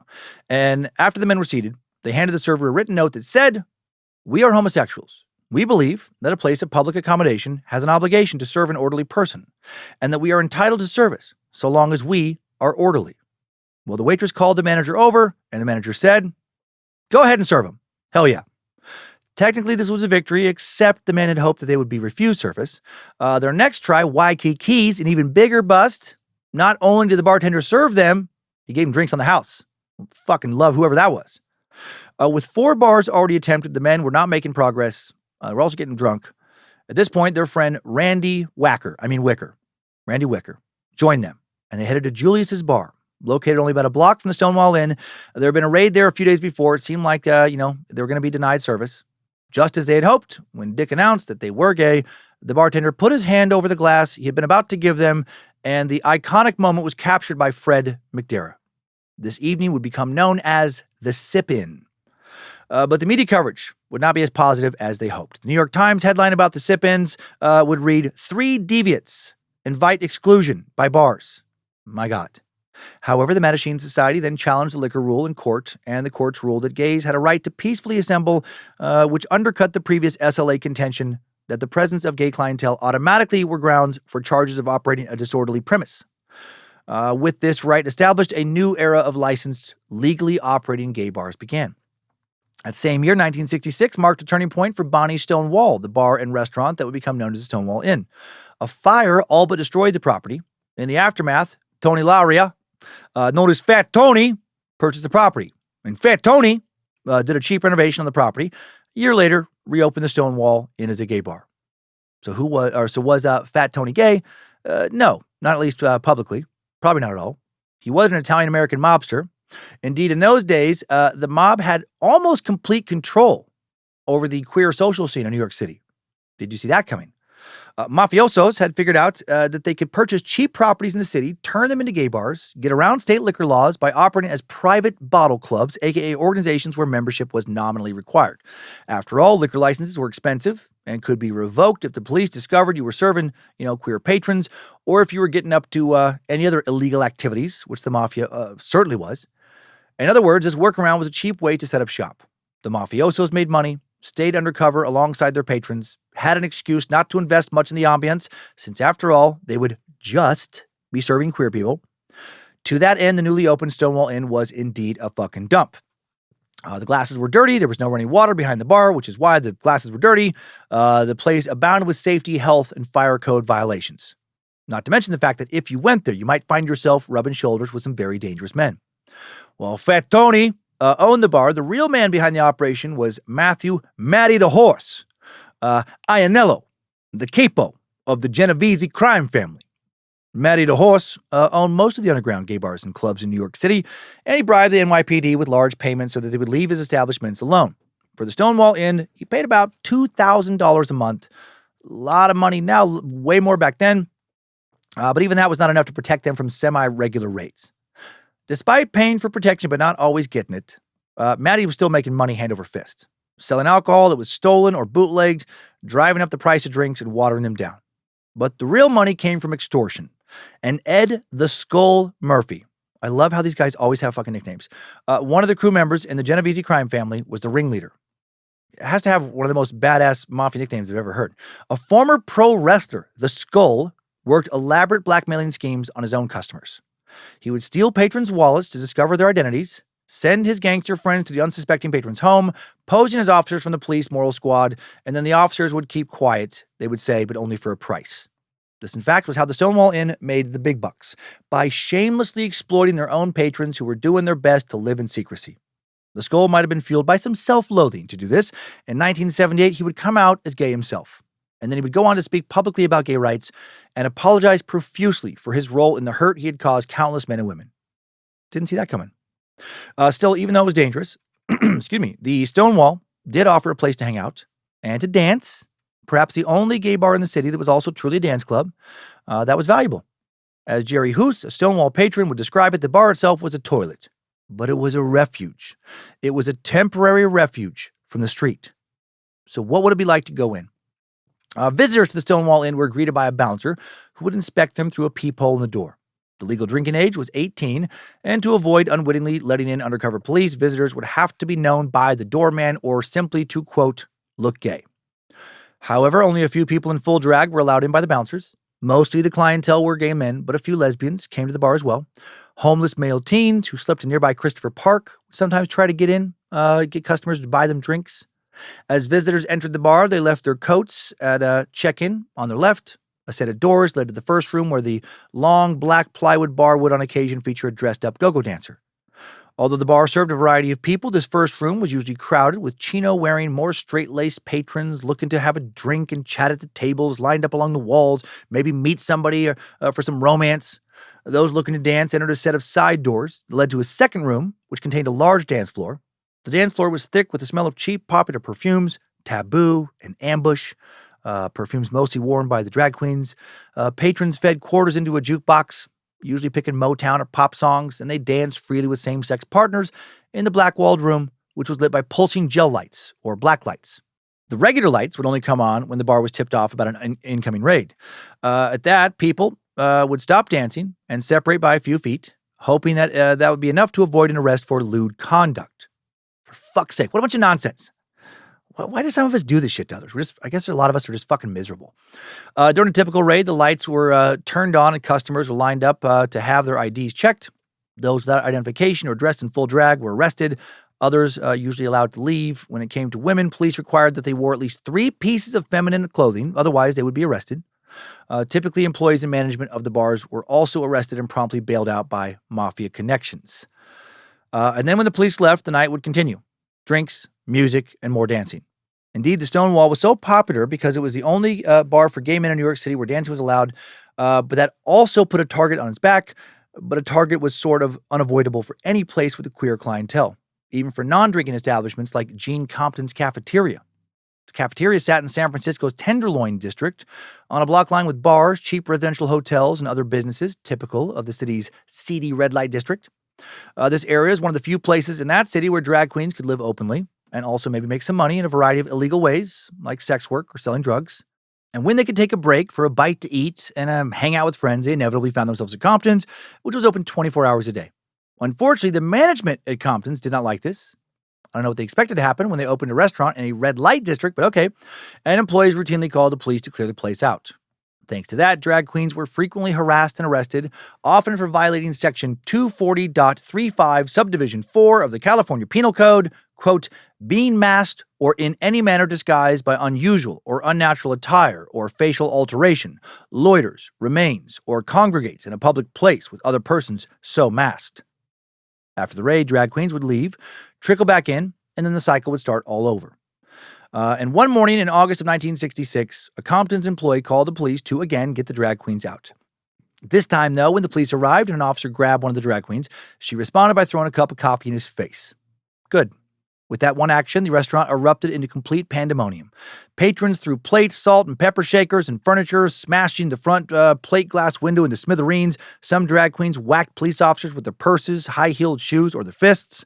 When the police started to make arrests, the fighting spilled out onto the street. The drag queens shattered the windows of a police car, lit a newsstand on fire, and fought tooth and nail as police tried to load them into paddy wagons. The riots continued on the next night and into the early morning hours as a large crowd gathered to picket outside of Compton's. By the end of the protest, the newly installed plate glass windows had been shattered again. Right? Good. Fuck them for calling the cops on their own customers. This riot was not enough to start a social movement, though, and the raids went on. On New Year's Eve 1967, patrons gathered at the Black Cat Tavern, a gay bar in Los Angeles, to ring in 1968. Moments before the stroke of midnight, the band began to play Old Lang Syne, and then the room burst into song and cheers. As the seconds ticked down to midnight, faces in the room swiveled towards each other for a New Year's Eve kiss, and then the beating started. Right when the men in the bar began to kiss, undercover LAPD officers pounced. What a fucking bunch of creeps. This time, however, the officers did not stop at arrest. Instead, they beat numerous partygoers, including the bartender who had to be taken to the hospital for injuries. What a fucking bunch of assholes. After news of the beatings got out, a local organization called Pride, Personal Rights in Defense and Education, began to organize a series of gay right protests against police brutality. Pride was a much more radical group than the Mattachine Society, but it was not as established, and they saw the Black Cat Tavern raid as an opportunity to expand the young organization's visibility by distributing newsletters. That was how Richard Mitch, another Dick, who used the pseudonym Dick Michaels to protect himself, and his friend Bill Rao learned of the organization. Both men were especially interested in the newsletter. After joining Pride, Richard and Bill took over the communications side, and in September of 1967, rebranded it as the Los Angeles Advocate. 2 years later, the newspaper was renamed The Advocate and distributed nationally, and today it is one of the most widely read queer magazines in the world. Meanwhile, other members of Pride were busy protesting what had happened at the Black Cat, marching, carrying signs, and chanting outside establishments where raids had taken place. And now the conservative-leaning Mattachine society started to think, did they need to adjust the way they were going about this? Was protesting messily better than trying to politely win acceptance? Meanwhile, in New York, the tides are turning, but not in a good way. Though Mayor John Lindsay had ended the practice of police entrapment against gay men, his re-election campaign in the summer of 1969, big year, would see an acceleration of raids against gay bars. And why? Well, Lindsay hoped he would be seen as a law and order candidate, someone who could guide New York City through the many turbulent counterculture social movements of the late 60s. Raiding gay bars was an easy way to make it seem like the city was maintaining public order. Also, an easy way to needlessly be a small-minded asshole and bully. In the summer of 69, the gay community would experience, or queer community would experience, another different kind of loss, the death of Judy Garland, the actress famous for playing Dorothy in The Wizard of Oz, whose lifelong struggle with alcoholism, her unwillingness to give up when her performances were getting panned, when her body was being shamed, when her contracts were being dropped, that had helped make her a gay icon, along with her dramatic flair, emotional depth, and spectacular stage presence that fit perfectly into the camp style and exaggerated theatrical aesthetic historically celebrated in queer culture. Judy's funeral would be held on June 27th, and many historical reports suggest it was another flashpoint moment where queer people allowed themselves to be authentic in public as they cried, comforted one another, told stories, and sang. And some of them took refuge at the Stonewall Inn. When trans activist Sylvia Rivera heard about the funeral happening that day, she became, quote, completely hysterical. In her words, she felt that there was no one left to look up to. She'd been planning to stay home and light some candles as a vigil to one of her idols when her friend Tammy Novak called and, sounding more stoned than usual, as Rivera recalled, begged Rivera to join her at Stonewall. At first, Rivera worried about whether that would be in good taste, but she quickly relented, popped a Black Beauty, a prescription amphetamine diet pill, and headed out, knowing that her friend and drag mother Martha P. Johnson would likely meet her at the bar at some point that night. As Rivera headed out, Seymour Pine was showing up for his shift as the deputy inspector of the Vice and Gambling Unit of the NYPD's 6th Precinct, located in Greenwich Village, and Pine found out some interesting information. That day, the officers at the 6th Precinct had received a tip about a mafia racket involving stolen European bonds, and that bars and clubs like the Stonewall Inn were mixed up in this operation. In fact, the Stonewall was a front for a wide variety of illegal activities, including money laundering, gambling, drug dealing, processing stolen goods, all of which the police knew about and all of which were crimes that bribes were supposed to cover. But the bribes did not keep the cops away all the time, as I mentioned earlier. In fact, because they knew about this illegal activity, there were often plainclothes officers inside the Stonewall. And so, with that tip in mind, the officers were on the lookout that night. 2 plainclothes women were posing as lesbians, while 2 plainclothes men, maybe one of them was NYPD Sergeant John Tough on Cock Rock, were posing as gay men. Seymour Pine and his partner, Detective Charles Smith, were across the street from the bar in Christopher Street Park, waiting for the signal from the plainclothes cops that meant it was time to go in. But the signal never came. Were the officers in trouble? Had they forgotten what to do? Unsure, Pine and Smith decided to go in themselves. At 1:20 a.m. on June 28th, the officers entered the Stonewall Inn. When they went in, they expected the patrons to obediently line up and march out per usual. As he entered, Seymour Pine gave his normal opening line, "Police, we're taking the place." Right on cue, the music was turned off and the main lights were turned on. Approximately 200 people were in the bar that night. Some of them who knew immediately what was going on, some of them who had never experienced a raid like this before. The ones who did not know what was going on stood there confused, while the ones who did began to run for the doors and the windows in the bathrooms. Police quickly barred the doors, though, trapping everybody inside. As Michael Fader, a patron who was there that night, remembered, things happened so fast you kind of got caught not knowing. All of a sudden, there were police there, and we were told to get in lines and to have our identification ready to be led out of the bar. And that was exactly what the police expected would happen, but it did not go as planned. The women immediately refused to go with the officers, while the male patrons refused to give over their IDs. Not knowing what to do, the police decided to take everybody to the police station, though they would separate those they suspected of cross-dressing first and herd them into the back of the bar. That took a little time, and as the process dragged on, the discomfort in the air got thicker and thicker, and patrons glimpsed some of the officers groping the lesbians while frisking them, those dirty motherfuckers. Now things were even more uncomfortable. As some of the police continued to frisk and grope patrons, other officers moved to check out the bar's liquor stash. The plan was to put the alcohol in the patrol wagons waiting outside, 28 cases of beer and 19 bottles of hard liquor. The problem was the patrol wagons were not there. Police made the bar goers wait for 15 minutes while they sorted it all out. At this point, some of the people who were not arrested were allowed to leave, and they walked out the front door. But then they didn't go anywhere. Those patrons stuck around on the sidewalk, and a crowd began to gather in front of the Stonewall, swelling to about 100 to 150 people. More people joined as police hauled people out to release them, and some of them mock saluted the police now as they were released, drawing laughter and applause from the still growing crowd. By the time the first patrol car arrived, the crowd had swelled to at least 10 times the number of people that were inside the bar. Officers had to fight through as they began escorting mafia members into the wagon. Next, regular employees were marched into the wagon, but the police had to stop because the first wagon was full and a second still had not arrived. At this point, a bystander shouted, "Gay power," and someone began singing, "We shall overcome." The crowd laughed, though it was clear that they were fucking angry too. For a moment, everything teetered on a needle's edge. Would the crowd disband? Would the raid continue as usual? As the crowd laughed and grumbled, there was a whack. An officer had shoved a drag queen, who responded by hitting him on the head with her purse. As the cop launched at the performer with his club, the crowd started to boo. Pennies, then beer bottles were now thrown at the wagon as a rumor spread through the crowd that patrons still inside the bar were being beaten. And then there was seemingly some confirmation of this rumor. As the crowd watched, a lesbian woman was forcibly arrested and handcuffed. She was fighting back, fighting like hell, being hit, then dragged to the front of the Stonewall Inn, then over to the paddy wagon, and then somehow she escaped. The police captured her again. Now they dragged her back to the paddy wagon. She again fought. She slipped away again. This happened, according to accounts, several times over the course of about 10 minutes. Finally, when she screamed that her handcuffs were too tight, an officer clubbed her in the fucking head with his nightstick. So who was this woman?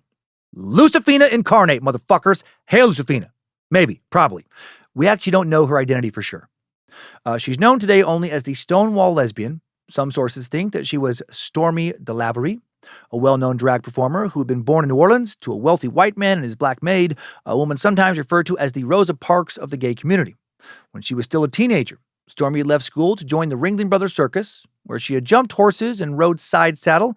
After a couple injuries, she joined a mixed-race drag troupe called the Jewel Box Review, dressed as a man, while the others, who were all men, performed as women.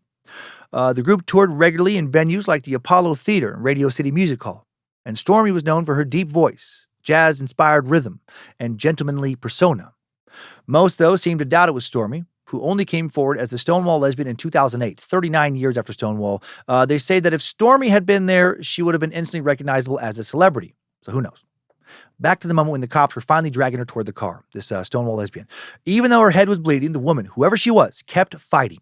Finally, she looked squarely at a bunch of people in the crowd and shouted, "Why don't you guys do something?" And the crowd did. That was the match, lighten the fuel moment. They fucking exploded. Literally, every single person burst into flames and burned down the entire block. No, figuratively. People started pulling the cobblestones from around parking meters and trees, throwing them, breaking windows. The people who'd been handcuffed and put in the wagon promptly escaped, ran off. Some people tried to overturn the fucking police car. In response, the police car sped away, much to the chagrin of Inspector Pine, who urged them to come back quickly. And now all this chaos was drawing more people who yelled to ask what was going on. Someone declared that the bar had been raided because they didn't pay off the cops, referring to the mafia. Someone else shouted, let's pay them off. As coins, beer cans, glass bottles flew towards the cops, the officers looked around for anything they could use in return and found a construction site a little ways away with a stack of bricks. The cops now launched the bricks back at the crowd, managing to disperse some of them, but they were outnumbered by somewhere between 500 and 600 people now. 500 and 600 people. Now the cops just decided to grab who they could. One of the people they grabbed was a man named Dave Van Ronk. Van Ronk was a folk singer, Greenwich Village resident who had participated in the Beatnik riot in Washington Square Park earlier that decade after folk music was banned by the New York City Parks Commission. In 1969, Van Ronk lived at 190 Waverly Place, a block away from the Stonewall Inn, and his apartment was a gathering place for up-and-coming folk stars like Bob Dylan. He has been referred to as the mayor of McDougal Street. The night of the Stonewall Inn, the night it was raided, Van Ronk was at a nearby bar called the Lion's Head Tavern. As he left, he saw the commotion, and in his own words, "I was passing by and saw what was going down, and I figured they can't have a riot without me." Van Ronk was not gay, but he had first-hand experience with police violence, both at the Beatnik riot and at various anti-war demonstrations. As far as I was concerned, said Van Ronk, anybody who would stand against the cops was all right with me, and that's why I stayed in. Every time he turned around, the cops were pulling some outrage or another. Van Ronk would be the first of 13 people arrested that night. But for every person the cops arrested, there were dozens more on the street shouting and throwing things. And without any police cars, it wasn't like the police could take them anywhere. So what would the officers do? They decided to go back inside the bar with the folks they'd arrested. For a moment, it seemed like the police had made the right call, getting out of the throng for their safety. But then the rioters started to come for them, started to break in.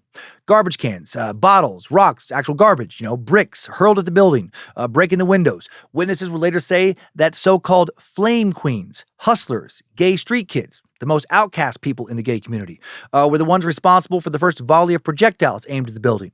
In addition, they pulled a parking meter from the concrete and used it as a battering ram to break in. Well, as Dr. Martin Luther King Jr. once wisely said, a riot is the language of the unheard. And it is so true. Keep refusing to give people a voice, and eventually they will choose violence rather than stay silenced. Suddenly there was fire. The mob lit garbage on fire, stuffed it through broken windows, filling the dim room with smoke. Police quickly went to grab the fire hose, hoping to douse the fire and repel the protesters, but the hose had no water pressure. By this point, the crowd was almost inside. Fists broke through the plywood coverings in the windows, and the police quickly unholstered their pistols, threw open the front door, threatening to shoot if they came any closer. As that happened, someone squirted lighter fluid into the bar. As it was lit and the police took aim, sirens were heard and fire trucks arrived. But the fire trucks were not the only ones on their way. Reinforcements were arriving for the police, too. The Tactical Patrol Force, or TPF, had been formed in 1959, a decade earlier, as an experimental squad mostly to contain street crimes like muggings and robberies. The NYPD viewed the TPF as part of the city's larger strategic plan to quash the kind of general unrest that sometimes seems endless in a big city. 1960 saw a lot of unrest, not disorganized crime, but deliberate protests in the name of civil rights, anti-war sentiment, gay rights, queer rights, feminism. And the TPF was essentially the ones who dealt with the protesters by any means necessary. In order to qualify for the TPF, officers had to meet very specific standards. For starters, first, they had to be total fucking assholes who did not care about social justice or marginalized communities whatsoever. None of that woke DEI bullshit. Second, they had to have tiny fucking dicks and the rage that often comes with that. Third, they had to have very emotionally distant and or physically abusive fathers who never showed them love or fully approved of them no matter what they did. For real now. They had to be young and tough. The average age of TPF officers was 24, most of them at least 6 feet tall. Military experience a big plus. In many ways, the TPF was more like a military operation than an ordinary police squad. And overwhelmingly, TPF officers were white and conservative, which did not endear them to a politically active community of color in the 1960s. And when the TPF arrived at Stonewall, the message was clear. It was time for the protesters to get the fuck out. Bob Kohler, a gay activist who was walking his dog by the Stonewall that night, saw the TPF arrive. He said, "I had been in enough riots to know the fun was over. The cops were totally humiliated. This never ever happened. They were angrier than I guess they had ever been because everybody else had rioted. But the fairies were not supposed to riot. No group had ever forced cops to retreat before, so the anger was just enormous. I mean, they wanted to kill." When they showed up to the Stonewall Inn, TPF officers were dressed in full-on riot gear. Helmets, body shields, nightsticks. They began swinging those nightsticks at people, often going for headshots. That actually had a name. It was called braining, a tactic to temporarily stun someone or knock them unconscious, which usually entailed concussions, skull fractures, sometimes death. Whoever was not knocked unconscious would be quickly arrested. With larger numbers now, police detained anyone they could and put them in patrol wagons to go to jail. Though Inspector Pine would later recall that, quote, fights erupted with the transvestites, who would not go into the patrol wagon. His recollection was corroborated by another witness, someone across the street who said, "All I could see about who was fighting was that it was transvestites and they were fighting furiously." And good for them. Also, a more appropriate term for that is now crossdresser, or transgender, or trans if they actually identify as the other gender. As the crowd kept fighting, the NYPD and TPF lined up in a V and began to descend upon the protesters. Usually this would cause rioters to retreat, but this time they didn't. Instead, they scattered like mice, avoiding the swinging nightsticks. They ran behind the wedge formation and threw bottles, coins, and other objects at the police. When the police reversed formation, they found themselves facing multiple kick lines of cross-dressers mimicking the Rockettes from Radio City Music Hall. Seriously. I watched some videos from people who were there. This is real. Sophie Evans found the same thing in her research. In loud mocking voices, to the tune of the old vaudeville song of Ta-ra-ra, boom-da, which I guess was the then popular Howdy Doody Show theme song, they began to sing. We are the Stonewall girls, we wear our hair in curls, we wear our dungarees above our Nelly knees. Nelly in this case meant feminine. I didn't have the melody right either. Similar to other slurs like sissy, often used derogatorily.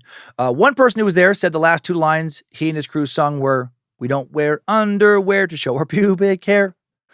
This level of coordinated mockery, fantastic. Chef's kiss. The fact that the protesters were lining up and singing at all was shocking to the police, and their surprise gave the rioters the upper hand momentarily. But the TPF was still better organized, stronger, and equipped with real weapons, and they managed to drive them back, swinging their nightsticks and scattering the protesters through the village's maze-like streets. Or did they? Craig Rodwell reported watching police chase participants through the crooked streets, only to then see them reappear around the next corner behind the police, chasing them back. Also, members of the mob stopped cars, overturning one to block Christopher Street. Jack Nichols and Liz Clark, in their column, printed in Screw, declared that massive crowds of angry protesters chased the police for blocks, screaming, "Catch them." Some real Scooby-Doo shit. By 4 a.m., the streets were mostly clear. Many of the people who had been in the crowd now gathered on stoops or at Christopher Park, dazed and struggling to comprehend what they had just seen. Nobody knew what had happened. They couldn't figure out if the pushback against the police had been planned by some group or if it had been an organic expression of decades of pent-up rage. As they struggled to figure it out, the whole neighborhood was eerily quiet. There was also electricity in the air. 13 people had been arrested, some in the crowd had been hospitalized, and 4 police officers had been injured. Almost everything in the Stonewall Inn had been broken. Floors littered with smashed payphones, toilets, mirrors, jukebox, cigarette machines. During the day of Saturday, June 28th, people from all over the city, most members of the queer community, came to stare at the burned and blackened Stonewall Inn. Graffiti appeared on the walls of the bar, declaring drag power. They invaded our rights, support gay power, legalize gay bars, along with accusations of police looting and questions as to whether or not the bar would be open that night. Seymour Pine, for one, hoped it would not be. He planned to finish the raid of the bar that night, dismantling everything and closing it for good, but that would not happen. Somehow the bar did open the second night, the night after this, despite its busted condition, and it drew a fresh crowd of rioters. Many of them were the same people who had been at the riot the night before. Some of them were known as police provocateurs, curious bystanders, or even tourists. All these different kinds of people were amazed by what they saw. Men openly embracing other men, women openly embracing other women. As one witness described it, we were just out. We were in the streets. Now, instead of hundreds, thousands of people would allegedly crowd the village's narrow, cramped streets. How beautiful. The throng surrounded buses and cars, harassing the occupants unless they either admitted they were gay or indicated their support for their demonstrators, right? Admitted they were gay or queer. And then Marsha P. Johnson arrived. And who's Marsha? A very important figure in the history of transgender rights, sometimes known as the Saint of Christopher Street. Marsha, born August 24th, 1945 in Elizabeth, New Jersey, one of 7 children. Her father, Malcolm Michael Sr., worked at the General Motors factory. Her mother, Alberta Claiborne, cleaned houses for a living. Every week, her family attended services at a local African Methodist Episcopal church. On the surface, Marsha, her siblings, and her parents looked like a typical African-American family in the 1940s and 50s. That was until Marsha, born Malcolm Michaels Jr., began to wear dresses. The boys in the neighborhood bullied her relentlessly, enough to make Marsha stop wearing girls' clothing for a time. Adults assumed she was gay, and they made it clear that they did not approve. Her mother once said to Marsha that being homosexual was, quote, lower than a dog. Marsha finally stopped wearing dresses after she was raped by an older boy. Also planned to get out and live her life on her own terms as soon as she could. After graduating in 1963, she promptly left for New York City with $15 and a bag of clothes. In the city, she first began to go by Marsha. Actually, she initially called herself Black Marsha. Then Marsha P. Johnson, after Howard Johnson's restaurant in Times Square. Whenever she was asked what the P stood for, she would reply, "Pay it no mind." All right, Marsha. Finding her new identity was straightforward. Marsha knew who she wanted to be, had known since she was a little kid, but finding housing was harder. And she was perpetually on the streets, sometimes spending a night or two with her friend Randy Wicker. Other times, she slept under the tables at the flower market at 28th Street. To make money, Marsha started to perform in drag, but that could get expensive quickly, so she had to get creative. Shopping at thrift stores, picking up discarded flowers from the flower market to make crowns and garlands, which quickly became her signature look. Despite her cheerful appearance, Marsha struggled. Like many of us, she was complex, not always warm and playful. She struggled with her mental health, was arrested multiple times, would often suffer from psychotic breaks that required hospitalization throughout her life. She was even banned from a number of gay bars throughout the city at one time or another. And that brings us to the Stonewall Inn. Some say Marcia was celebrating her birthday on the first night of the riot, even though her birthday was not for a few months away. Was she celebrating something else? Maybe the legacy of Judy Garland. What most know is that she threw something. Some say it was a shot glass. The shot glass heard round the world, as some would dub it. Others say she threw a brick or jumped on top of a car. But Marcia herself would say that she didn't arrive until 2 a.m., after the riot was already in full swing. On the second night, though, she got there early, and she started to climb a lamppost with something heavy-looking. Soon, the crowd got a good look at her. She was holding a heavy bag, leaning over the hood of a police car. Then she dropped it, and the windshield shattered. Boom, motherfuckers. Shots fired. In the early morning hours of June 29, 1969, still the second night of the riots, activists Martha Shelley and Marty Robinson stood and made speeches from the front door of the Stonewall Inn. As they spoke, fires burned in garbage cans throughout the neighborhood. More than 100 police officers from the 5th, 6th, and 9th precincts tried to maintain order until the TPF arrived around 2 a.m. Like the night before, there were more kick lines.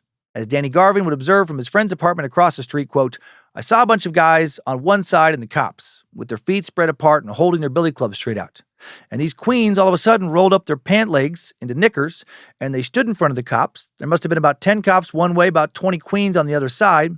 They all put their arms around one another, started forming a kick line. And the cops just charged with the nightsticks and started smacking them in the heads, hitting people, putting them into the cars. I just can't even get that sight out of my mind. That kick line, which I guess was a spoof on their machismo, making fun of their authority. Yeah, I think that's when I felt rage, because people were getting smashed with bats, and for what? A kick line? Yep. I still believe, by the way, that there are a lot of noble cops out there. That when done correctly, law enforcement is truly one of the most noble professions there is, and I have the utmost respect for so many law enforcement officers who risk their lives to do so. I have personally met or been friends with many, but the officers, these kinds of officers, the officers that charged and beat those protesters that night, fuck them. I hope on some other night, they were the ones getting their asses fucking beat. I hope they got sent to prison themselves, got fucking brutalized in there. With great power comes great responsibility to not be a cunt, or at least it should. Being a crooked cop, about one of the lowest of the low, in my opinion. The second night, the protesters were more prepared to fight back. And when police captured a rioter, the crowd would surge ahead and pull them away from law enforcement. By 4 a.m, though, things had quieted down once again. By Monday, June 30th, things in Greenwich Village were calm. Some of that was thanks to some rain that would continue throughout the next day, Tuesday. When the rain poured down, Craig Rodwell and his partner, Fred Sargent, took the opportunity to get the word out about what had happened in Stonewall, what the community now needed to do. Indeed, there had been some press coverage of what had happened, but none of it really discussed the magnitude of the event. The New York Times ran 2 stories about the Stonewall riots, but both buried deep within their metro section. One of them, titled 4 Policemen Hurt in Village Raid, read, "Hundreds of young men went on a rampage in Greenwich Village shortly after 3 a.m. yesterday, after a force of plainclothes men raided a bar that the police said was well known for its homosexual clientele. The young men threw bricks, bottles, garbage, pennies, and a parking meter at the policemen, who had a search warrant authorizing them investigating reports that liquor was sold illegally at the bar." On Monday, June 30th, 1969, the New York Times printed a follow-up story, another blink-and-you-miss-it piece of coverage, that focused on the rowdiness of the crowd. From this, it was clear who had the press's sympathy. So Craig and Fred decided to go for some DIY press coverage. They personally distributed 5,000 leaflets that called for queer people to own their own establishments, for a boycott of Stonewall and other mafia-owned bars, and for the public to put pressure on the city government to investigate the raids. Fuck yeah. But not everybody in the queer community thought the Stonewall riots was a good thing. To many older, homosexual men, especially many members of the Mattachine Society, the display of violence and effeminate behavior felt embarrassing after they had worked for years, sometimes even decades, to convince people that gays were, quote, respectable. Randy Wicker, who had marched in the first gay picket lines before the White House in 1965, said, quote, "Screaming queens forming chorus lines and kicking went against everything that I'd wanted people to think about homosexuals. That we were a bunch of drag queens in the village acting disorderly and tacky and cheap."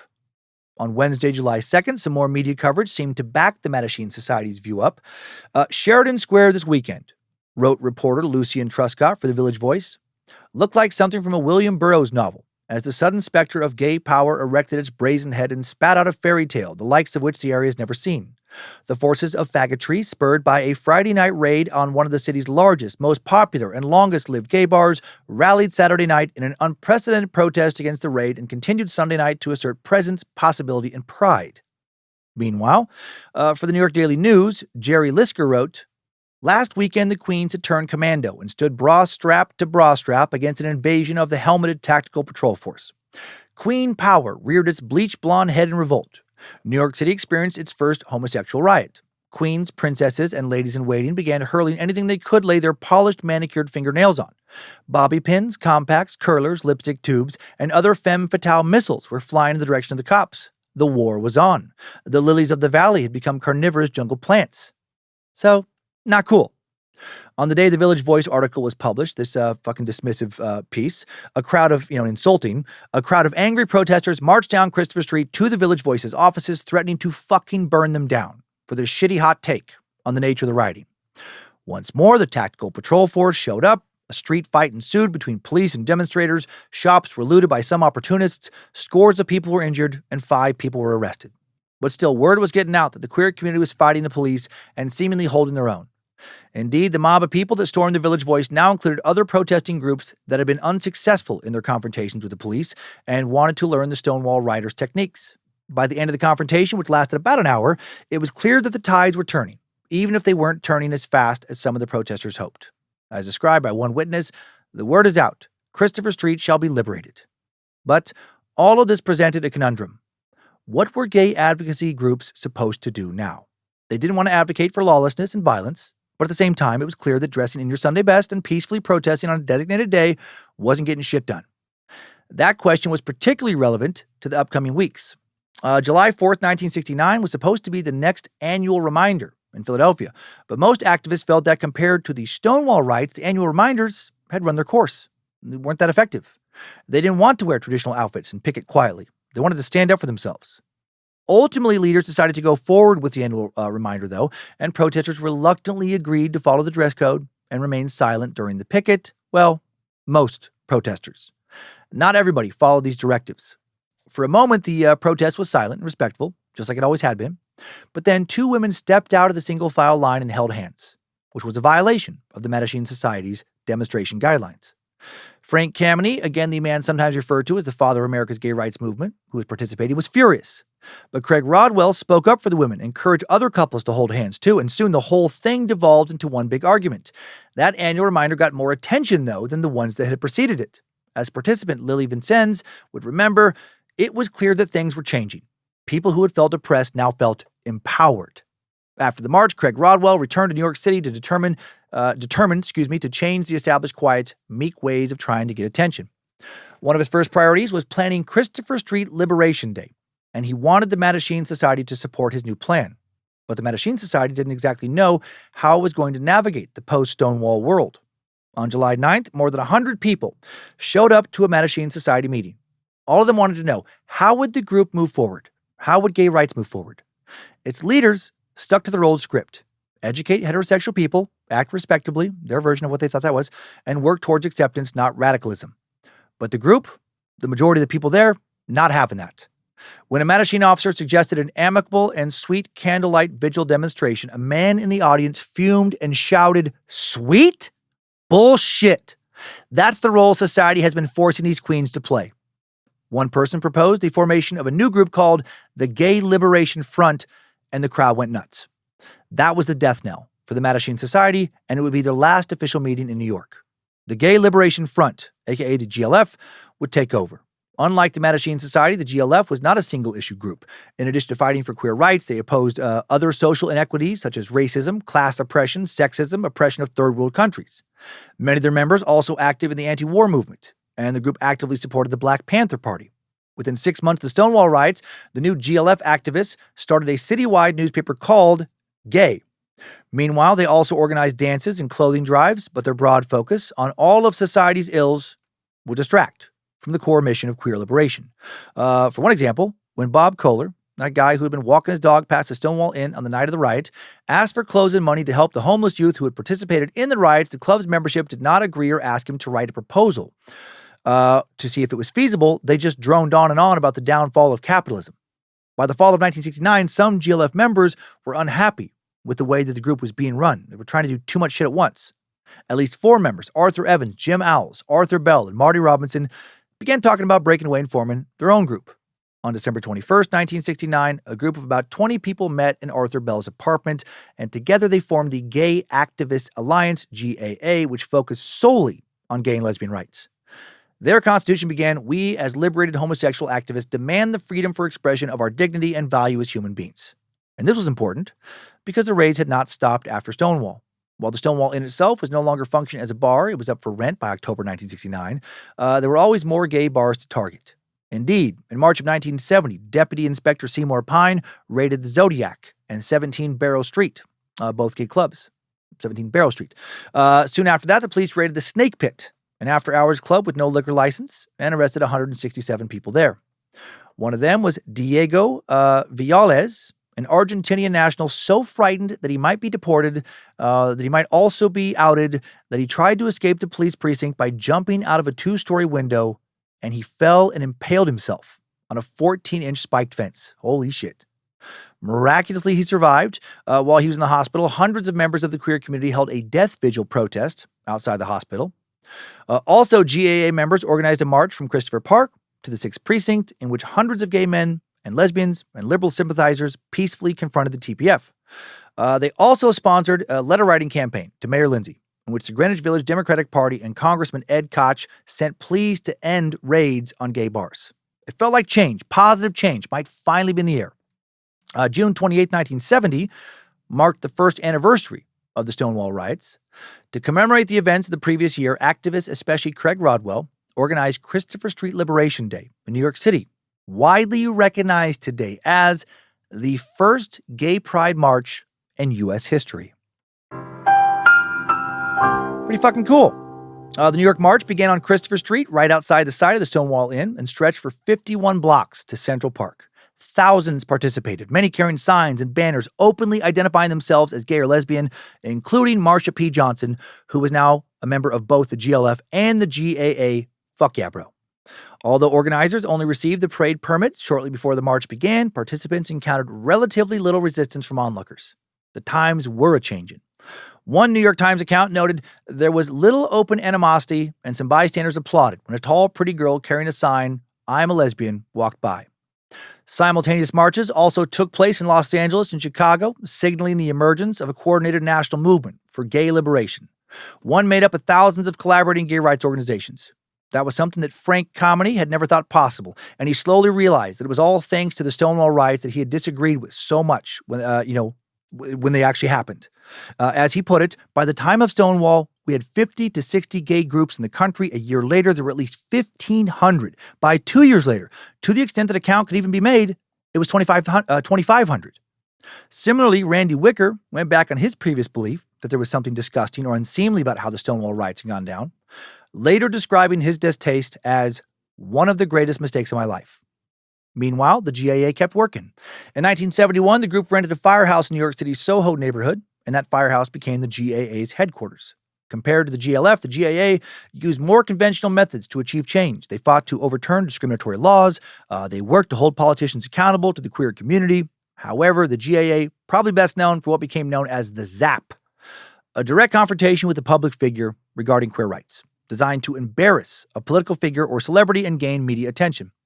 One of the GAA's early ZAPs targeted New York City Mayor John Lindsay, who refused to meet with the GAA and take an active stance on queer rights issues, largely because he feared it would hurt his political career, of course. So the GAA responded by zapping that motherfucker. On opening night of the 1970 Metropolitan Opera season, members of the GAA infiltrated the Opera House, shouted gay rights chants as Lindsay and his wife entered the building. Seeing how effective the GAA was at getting people's attention, other gay activist groups began to also use this non-violent political tactic. Queer groups did.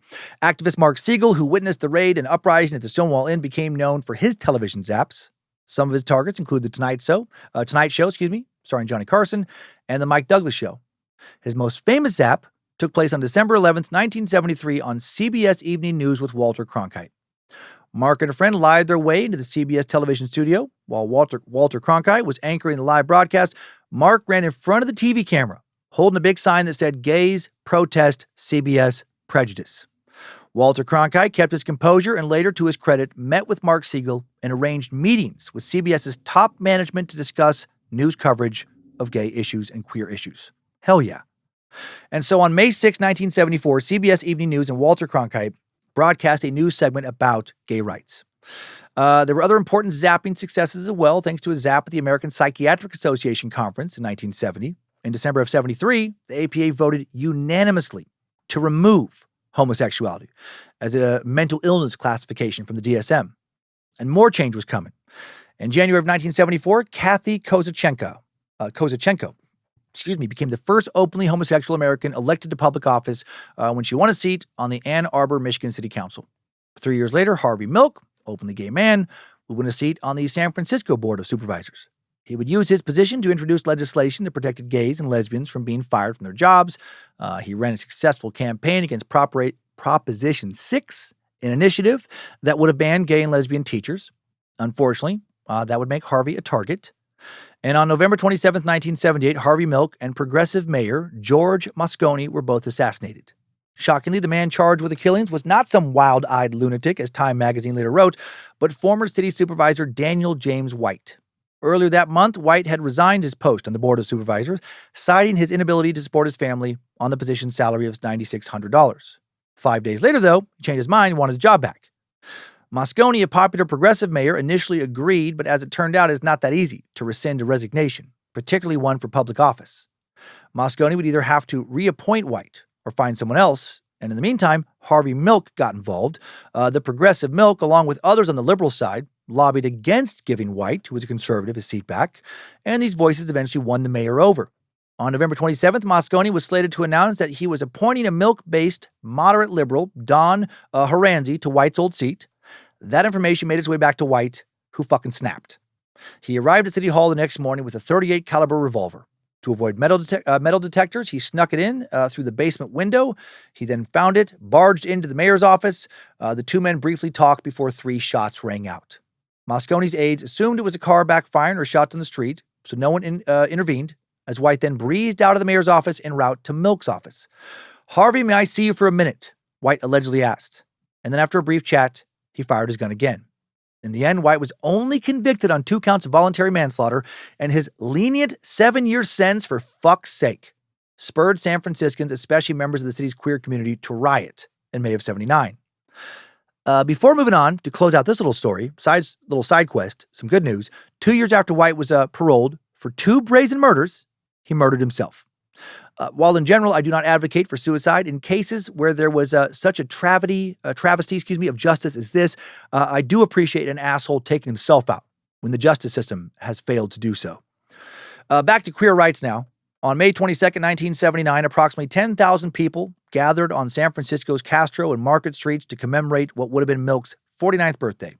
That turnout galvanized more people to get involved, and on October 14th, 1979, an estimated 75,000 people came to the National March on Washington for lesbian and gay rights, demanding equal civil rights for gay people. A year later, on July 8th, 1980, they would get what they wanted. On that day, the Democratic Rules Committee officially stated that it would not discriminate against homosexuals.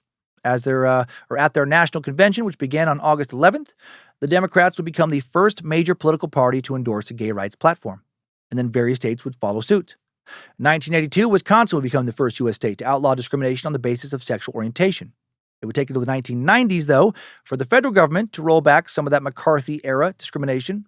Finally, in December of 93, the Department of Defense would prohibit the U.S. military from barring applicants from service based on sexual orientation.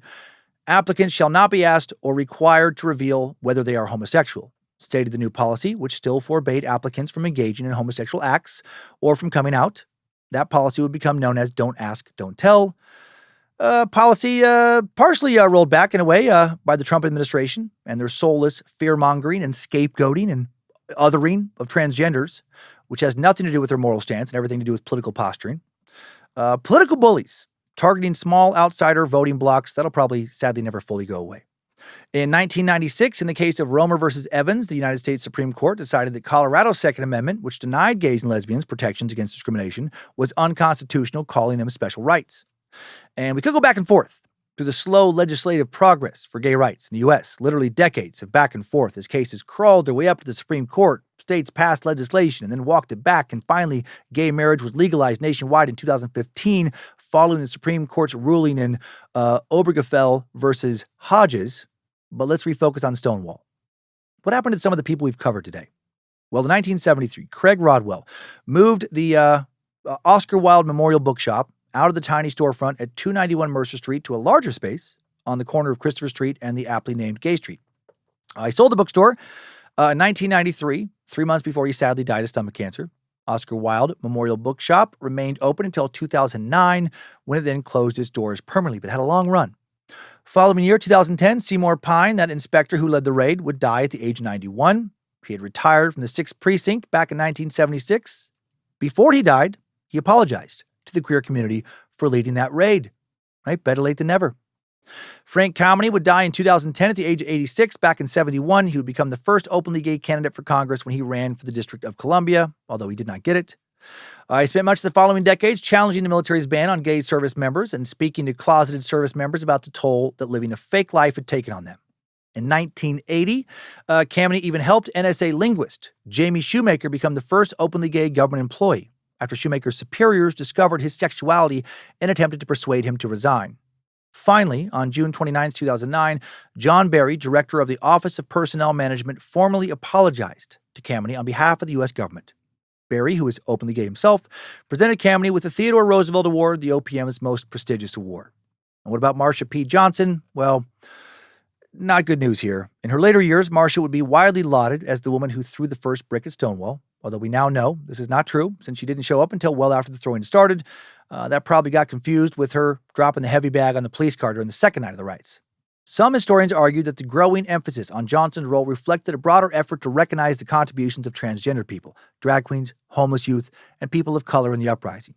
As popular retellings of the Stonewall Riots increasingly centered on white gay men and police conflict alone, figures like Johnson came to symbolize the wider and more diverse queer community that participated in and shaped the rebellion. In any case, post-Stonewall, Marsha would join a variety of gay rights organizations who advocated for her when she was arrested at various protests, as I mentioned. At the same time, she and Sylvia Rivera led a group called Street Transvestites for Gay Power, STAR, which organized protests demanding better treatment for transgender people. Johnson Rivera even also ran a shelter out of a trailer for about 20 homeless transgender youths, supporting these kids through begging and sometimes sex work. Damn, not of the kids themselves.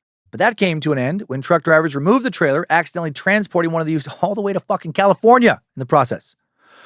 Marsha would then work to establish Star House, a version of the program that had actual apartments. But she often, as we mentioned, struggled with her mental health, due in part to her frustration over the unwillingness of the broader queer community to recognize the unique needs of transgender people.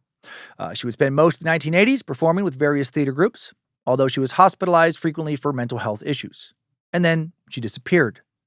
On July 2nd, 1992, soon after that year's Pride rally, Johnson left Randy Wicker's apartment. At first, Wicker assumed that she had left for Los Angeles, which she said she was going to do. But when he didn't hear from her, he filed a missing persons report, or tried to, but the police wouldn't actually let him. Then on July 6th, Marsha P. Johnson's body was discovered floating in the Hudson River. It was collected by 2 police boats, which then deposited it on the pavement nearby, where it sadly remained for a short time, some time, before being taken by a city coroner. She was only 46. So what happened? Did she die by suicide? That's what the police ruled, though her friend and fellow activist Sylvia Rivera would doubt that, saying she and Johnson had made a pact to die together when the time came. Others thought Johnson may have been suffering from a psychotic break and just tried to swim across the river. Randy Wicker thought his friend was murdered, and several other activists would confirm that Marsha had been chased by a group of homophobes on the night of July 4th. So fucking sad.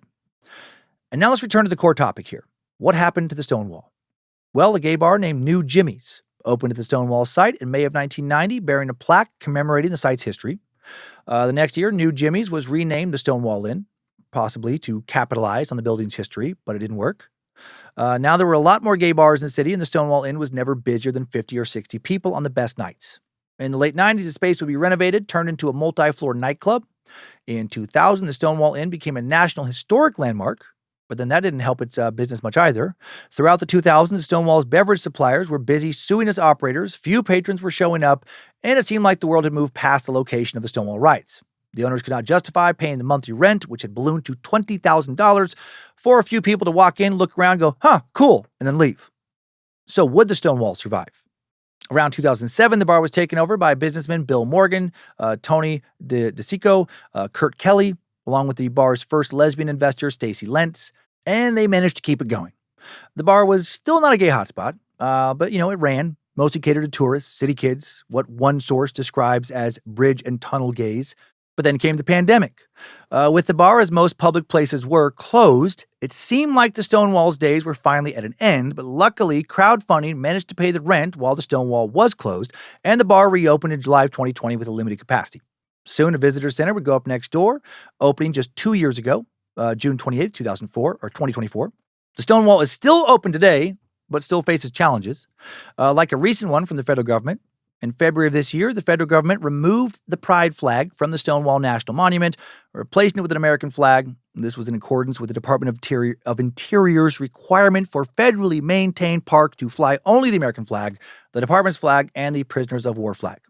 The backlash to the pride flag being removed from the Stonewall Inn was swift, and numerous organizations sued the government, to restore it, and that worked. And it went back up April of 2026. Hail Nimrod. Some shit is worth fighting for. We can hope that that's the end of it, but it won't be. Ignorance and hate will forever have to be fought, right? They're never fully eradicated. Huge thank you to everyone who did fight at Stonewall and at other riot or protests or sit-ins or sip-ins, et cetera, for queer, but really just human rights. They say there ain't no rest for the wicked. I would argue there's less rest for the good, which makes it that much more impressive to me when the good continue to stand up and fight. And now let's hop on out of that timeline. Good job, soldier. You made it back. Barely.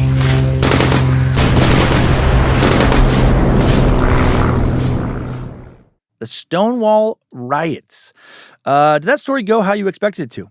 When we think of Stonewall, if you do think of it, it's criminally undertaught. We often hear the cultural myths that have been repeated so many times. They're almost like facts, Marsha P. Johnson and the first brick, or how it was the very first gay rights protest in the U.S. There's even the myth that it all started as an outpouring of agony after Judy Garland's funeral. And though that is potentially why some people were at the bar that night, that wasn't really a factor in what happened. The mythologizing even leads the average person to think that the protesters won, that the city was liberated from bar raids, that queer rights and broad acceptance followed immediately afterwards, or that the queer community didn't have to deal with more discrimination as time went on, which they definitely did, especially during the AIDS epidemic. And homophobia has been on the rise again, as far-right radical Christian nationalism has also risen. So why do all these myths about Stonewall exist? Well, for one thing, there's just not a ton of documentation. In an era before cell phone footage and Ring cameras, before actual interviews with those who were there, before they were conducted and posted on places like YouTube, all people had to go on was their memories.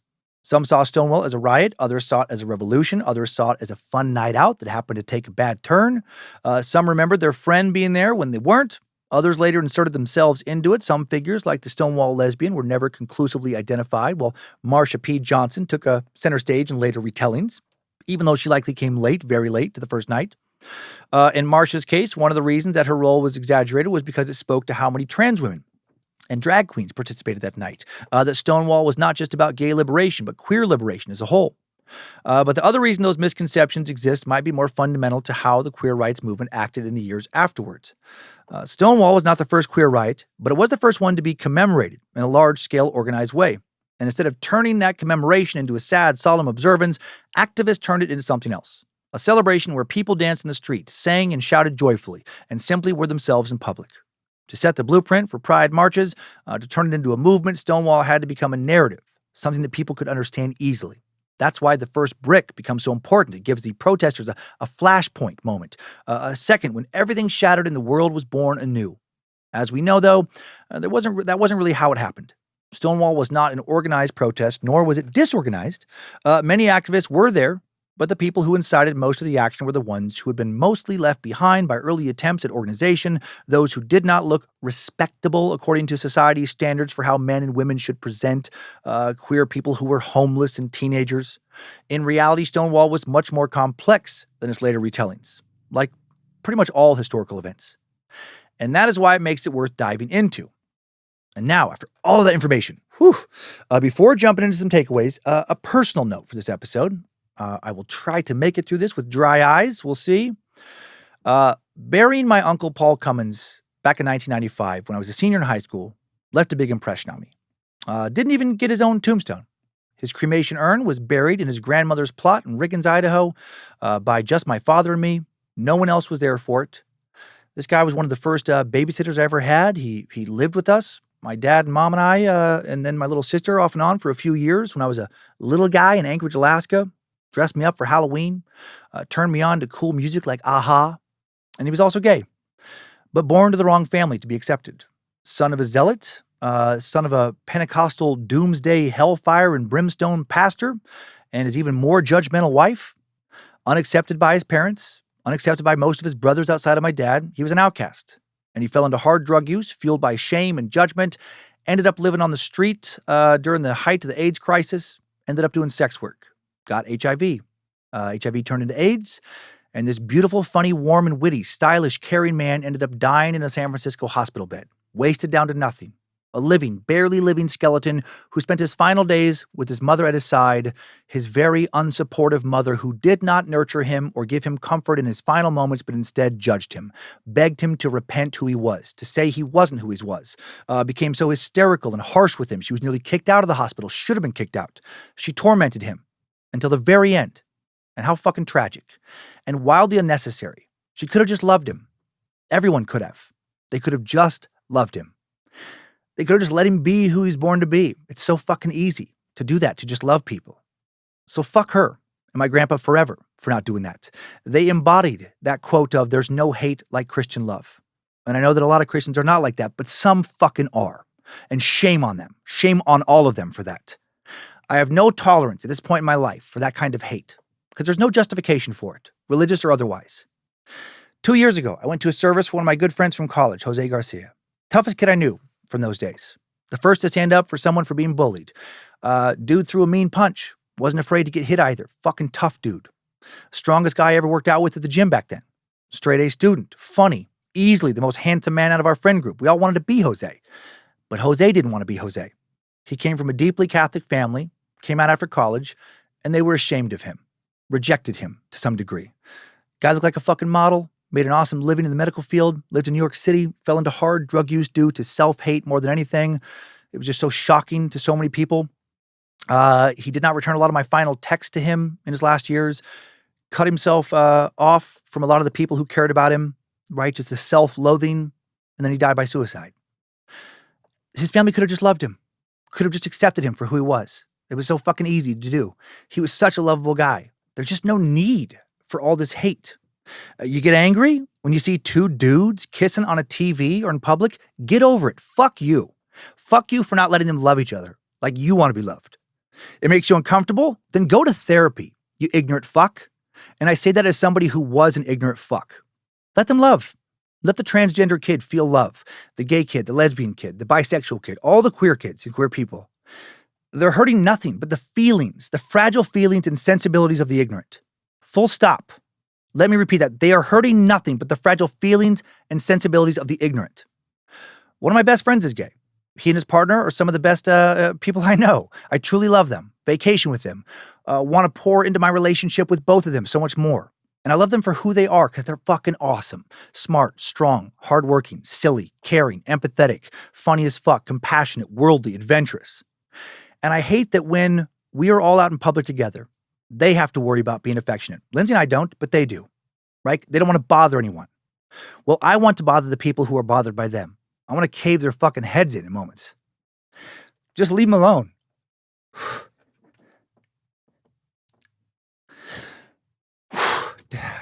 You know, it's just so easy to do. Just let them be. If they make you uncomfortable, it isn't because there's something wrong with them. It's because there is something wrong with you. My daughter Monroe came out to us casually as a lesbian a few years ago. She just graduated high school with honors, by the way, and so proud of her. Even more proud of her for refusing. For refusing to be anything other than authentic. And I'm so grateful that I get to be the one who gets to be her dad. Not somebody like my ignorant and small-minded and frankly hateful. They're both dead and I do not miss them. Grandparents on my father's side. They would have hurt her so much. But me, I get the privilege of loving her. And I could not love her more. She is so smart, so evolved, so kind and funny and beautiful and fun-loving and spontaneous and caring and motivated in so many things. And if you want to limit her rights, you are my fucking enemy. You are small. You are hateful. You are pathetic. and sad, and she is so much bigger and better and stronger than you. Let her be. Love her. Love them all. So happy Pride Month, Meets X. I have love for you. I'm sorry that you were born into a world full of people who think being strong is based on being scared of others and bullying them. Real strength is love. I'm sorry for any of you that didn't have a dad to love you like I love Monroe. It is certainly not your fault. I wish you nothing but the grace to unapologetically be who you were born to be. And I got a big hug for you when I see you. Hail Nimrod.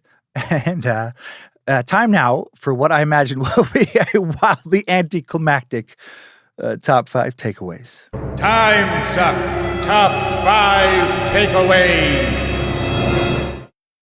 Number 1.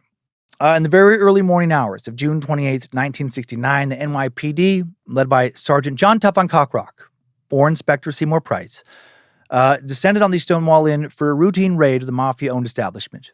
The police thought the raid would take place as usual, that everyone at the bar would line up, hand over their IDs, and those arrested would be taken to the police station.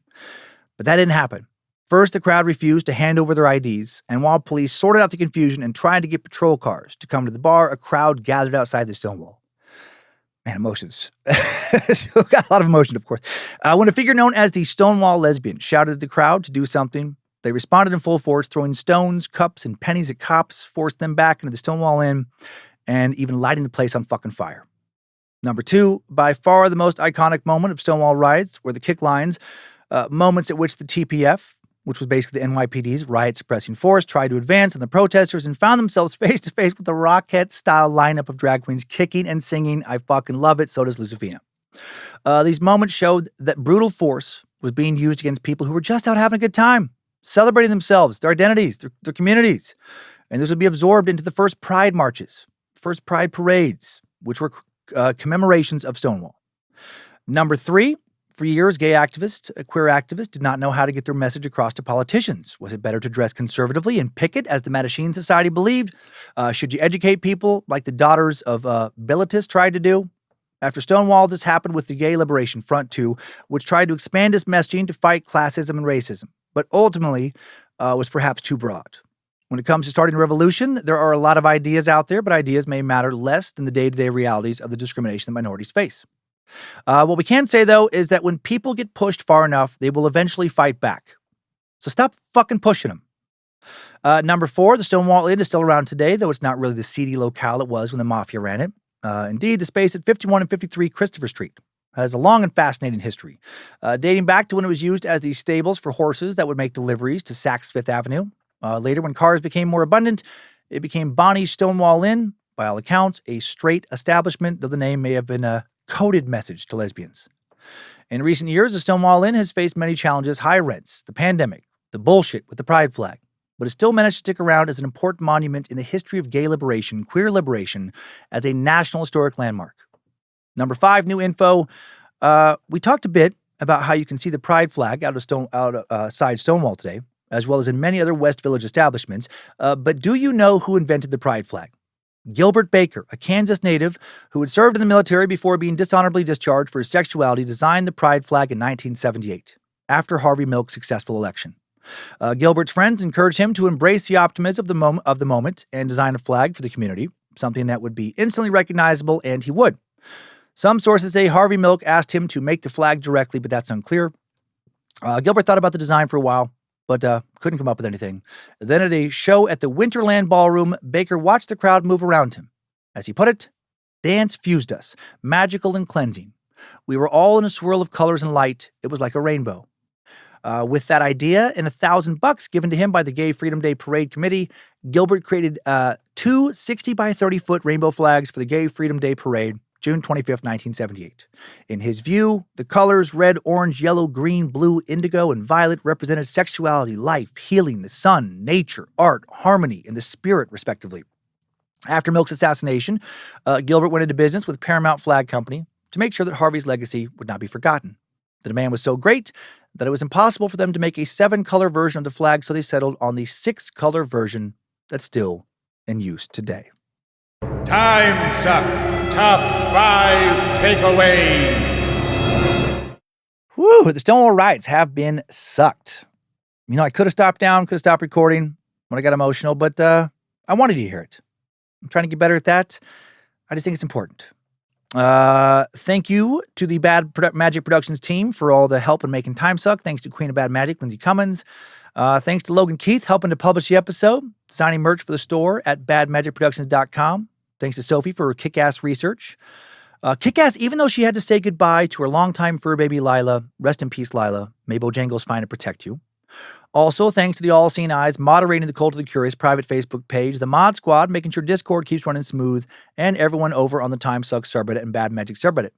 And now let's head on over to this week's Timesucker updates. Updates? Get your Timesucker updates.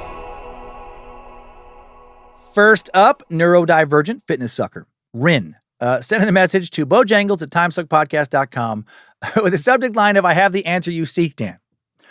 They wrote, Hi, Dan. When listening to the Black Death episode, I found myself saying, makes sense, to Chloe's behavior. Then at the end, you revealed she's autistic. Yes, it made sense to me because I'm a diagnosed level 1 autistic. Then you began to question yourself. I'm here to tell you, Dan, question no more. I know my people. Almost everything you say in your podcast, no matter how unhinged, I find myself saying, makes sense. In fact, although I do not have a podcast, I do teach fitness on an app where I get to ramble on about whatever I want. I'm talking jokes, trivia, books, history lessons, abstract questions, crime, nerdy facts about anatomy, etc. Basically, I'm the fitness version of you. I just do it while I'm riding a bike or lifting weights, but with less finesse, I'm sure, and cursing. So I instantly gravitated to your podcast the first time I heard it. I even referred to you when speaking to my husband as the autistic podcast guy who thinks like I do. He nods in recognition. Anyway, you are autistic. You're welcome. Now you must choose your favorite spoon and describe it in detail. This is a thing, I swear. Look it up if you don't believe me. I prefer small spoons with a smooth handle. Metal or plastic, never wooden, gag. 3 out of 5 stars. Apologies for the long email and all that jazz. Don't change because that would mean there is something wrong with us. And there most definitely is, but I think it's beautiful. Rin, at ryn.tucker. So at ryn.tucker, if you want to see the female fitness autist. P.S. I was Cummins Law during the R. Kelly episode. I was working out in my tiny apartment gym that nobody else ever goes to until this fateful day. I had my headphones off and my phone speaker on because I was alone. Right when you started a peen sheets rant, 2 guys walked in. I had to put down my weight, run to turn my phone off. They stood there eyes wide shocked as I tried to explain it was about R. Kelly and you weren't crazy, nor I, and you were a comedian who tells stories. I don't think they bought it. They started frequenting the gym at the same time as me and would always ask what I was listening to and laugh. So thanks for making me the weird gym girl. Rin, first off, good on you for making workouts fun. Yeah, checked it out. And for being disciplined enough to be both strong and ripped. Well done. Yeah, you're beautiful and silly and stay in great shape, and that's inspiring. Also, I had never heard of the autism spoon. When I told Lindsay, she asked if I had any spoon preferences, and immediately I was like, well, yeah. I'd never vocalized it before or thought anything of it, but I have strong preferences about a lot of stuff. I just thought everybody did.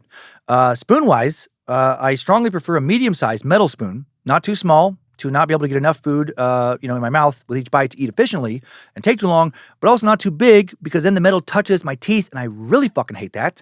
I also have zero interest in wooden utensils. They are not heavy enough, not balanced, feel too fragile, like they could break and leave splinters in my mouth. I hate the way they feel when they touch my tongue, and I don't like the way they look. I like a heavy metal spoon, well-balanced, one without too deep of a bowl, because then it takes too much work to get out the deepest parts of really viscous foods like Greek yogurt. Feels good to see all that. Thanks for the unofficial diagnosis. Makes me want to get tested even more someday. Next up, a completely insane German sack, Scott, wrote in with the subject line of, "You're wrong, motherfucker." To the professor of the peculiar. I hope that was enough to intrigue you. That title was enough. It was. Dan, because I think I have a doozy for you. I've been listening to Timesuck since 2018, joined the space reptilian ranks last year, and I'm finally writing in with good reason. Like many before me, I want to say thank you for creating Timesuck, first and foremost. I am, too, a knowledge vacuum. My family has left me behind at many a museum, as I read every sign painfully slowly while they wait at the exit for me to catch back up. Having this outlet to learn about a plethora of topics I'm genuinely interested in, with a fun, irreverent twist, has been amazing. Well, thank you. As for the headline, in episode 507, The Lost City of Z, you questioned if the accordion has really soothed anybody. Well, I can 100% confirm that it can. My wife and I were blessed with our first space newt in March. As a parent yourself, I'm sure you can relate with the sheer desperation you can reach when your newborn baby is in the throes of a complete meltdown at 4 a.m. for an incomprehensible amount of consecutive nights. After about 40 minutes of heartbreaking crying, him, not me, I was willing to try anything. And I am not kidding when I say I tried everything. Food, different holds, different movements, different outfits, new diaper, lights off, lights on, skin to skin, no effect. So one night I tried music. Classical, nothing. Pop, nope. Country, rock, rap, EDM, lullabies, musicals, songs and languages I don't even speak, nothing. Well, I was approaching the end of my music rope and said, fuck it, let's try polka. So with nothing to lose, I fired up the beer barrel polka, and that sweet, sweet accordion sound stopped my space newt's crying in its tracks. Not slowed down, not faded out, stopped. My jaw dropped. I queued up a few more polka ditties, and he was sound asleep. I come from a German family and grew up with polka at every event, wedding, and festival in small-town Wisconsin, so I am probably more familiar than most with it, but it still wasn't an obvious choice for me, needless to say. I placed him in his bassinet, tried excitedly, telling my sleeping wife, my sleeping wife, that's a very different way. My sleeping wife, I had found the antidote. She told me to shut up and go to sleep, so I sat in bed like a kid on Christmas Eve, too excited to sleep, regardless of my exhaustion and pending wake up in an hour or two to start the process all over again. But the next morning I was questioning if I'd just been projecting my Germanness onto my little guy rather than awakening some dormant Bavarian gene. So next screaming bout, I cranked up the polka again, and silence descended upon our sweet boy. Both our families have now witnessed and used to great effect the accordion relief therapy when they watched our little guy. We've had friends witness the phenomenon as well. It is real. We are already in discussions about having a polka band play at his first birthday 9 months from now. And if anyone thinks I'm exaggerating, we once had him hooked up to a heartbeat monitor at the doctor's office and watched his heart rate drop from 210 beats per minute to 120 in roughly 10 seconds after starting his favorite polka song. That's wild. So yes, Dan, I can unequivocally confirm the accordion has soothed someone. I've attached a video as proof if you want to see the effect for yourself, and I hope you get a laugh. Oh yes, thank you. Very funny. Your loyal accordion adoring space lizard, Scott F. I won't make you try the German last name. Scott F., what the fuck? You're going to have to keep an eye on that sweet, sweet boy of yours. There is something off about him. That is hilarious. And just a reminder of how subjective art is, like a primal level. I referred to polka as the devil's music for years. It makes me immediately anxious. Also, having just gotten back from a trip to Germany to visit my son Kyler studying there, while it is a beautiful country, it is not my beautiful country. Could not get over the blank so-called German stare and the insistence that most public places be treated with the serious reverence of a fucking library. Too stiff for me. So maybe the accordion is part of some kind of innate, my dislike of it, part of some innate, resistance I have to German culture overall. But according to 23andMe, I'm mostly Scottish. And I hate the bagpipe way more than the accordion. I don't even consider the bagpipe an actual musical instrument. It's a torture device. Who knows? Thank you for the laughs. Love that little polka-loving boy of yours every day of his life. And finally, from a loyal sack who wrote in with a subject line of, at least one is listening from beyond. What's up, Danny, faux fanny, gonna touch up a nanny? First off, thank you for being a place I can fade to take my mind off of life. Recently, a sucker very close to me left us. It was suicide. As a person who has struggled with self-harm and self-worth, I was broken. It rained for a week straight, so I had plenty of time to cry at work without judgment. I cleaned pools. I took a break from Timesuck to focus on family and also his family, my sister and their 3 kids. I was listening to the weirdo wizard magician psychic sex offender when I got the news. I got him into Timesuck about 2 years ago, and he caught up in under a year. He would call me every Monday after work to talk about the suck and whatever silly topic he covered. Today I'm listening to 509, and you mentioned in the beginning that someone might be listening from, beyond the grave. I know he has not missed an episode. Anonymous. Rest in peace, my brother. Roll a natural 20 for us all. Well, damn, Anonymous, I'm so sorry you are feeling this pain. Sorry for your loss. Yeah, sorry they're gone. I hope in regards to your own self-harm and low self-worth tendencies that you take your mental health even more seriously than you did before, than you may have before. Get in therapy if you need it, and you probably need it right now due to his loss. If you're not already in therapy, don't tough it out alone. Stick around for your wife, for your sister, for your nieces and your nephews, and most of all for yourself. I would much rather have you listen from this side of the grave. May Nimrod take great care of your friend in the world after this. May they roll natural 20s every single time. And thanks, everybody. Thanks, time suckers.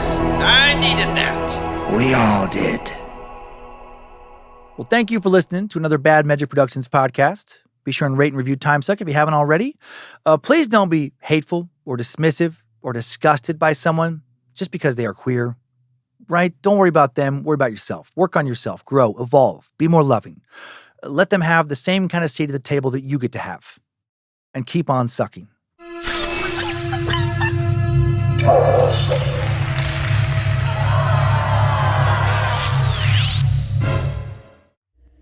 Bad Magic Productions.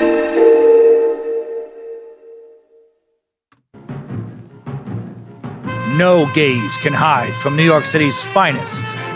NYPD Sergeant John Rock is tough on cock. Hey, what do you think you're doing wearing that partially unbuttoned flannel? Those tight-ass jeans barely containing your meaty big boy thighs, you sexy old bear, you? Oh, you hoping to get other gays to grab your big, thick, perfectly waxed cock? Is that what you're hoping to do in my city? Maybe something like this? Oh, you like that, don't you? You like it when I grab your cock and unbutton your jeans and pull down your boxer briefs and stroke your shaft and cup your balls. But then spit on my pointing finger and slip it into your poop hole while I lick your dick passionately and smack it up against my lip a whole bunch. Holy shit, you're hard because you're so fucking gay. I bet you're gay enough for me to slobber all over that cock before I turn around and stick it in my gaping asshole, aren't you? Bingo! It went right in because you're so fucking gay. Are you gay enough to come deep inside my ass? To shoot it into my brain, you sexy old bear? Are you gay enough to jerk me off so I can come like a straight guy while you gay come? No gays can hide from New York City's finest. NYPD Sergeant John Rock is tough on cock. I cannot tell you how hard that made me laugh when I put it together. And finally, emotional roller coaster today. This episode is dedicated to the memory of Paul Cummins and Jose Garcia. I hope both of your souls are out there and able to be truly free and gay as fuck for all eternity. And to everyone who appreciated this episode, I appreciate you.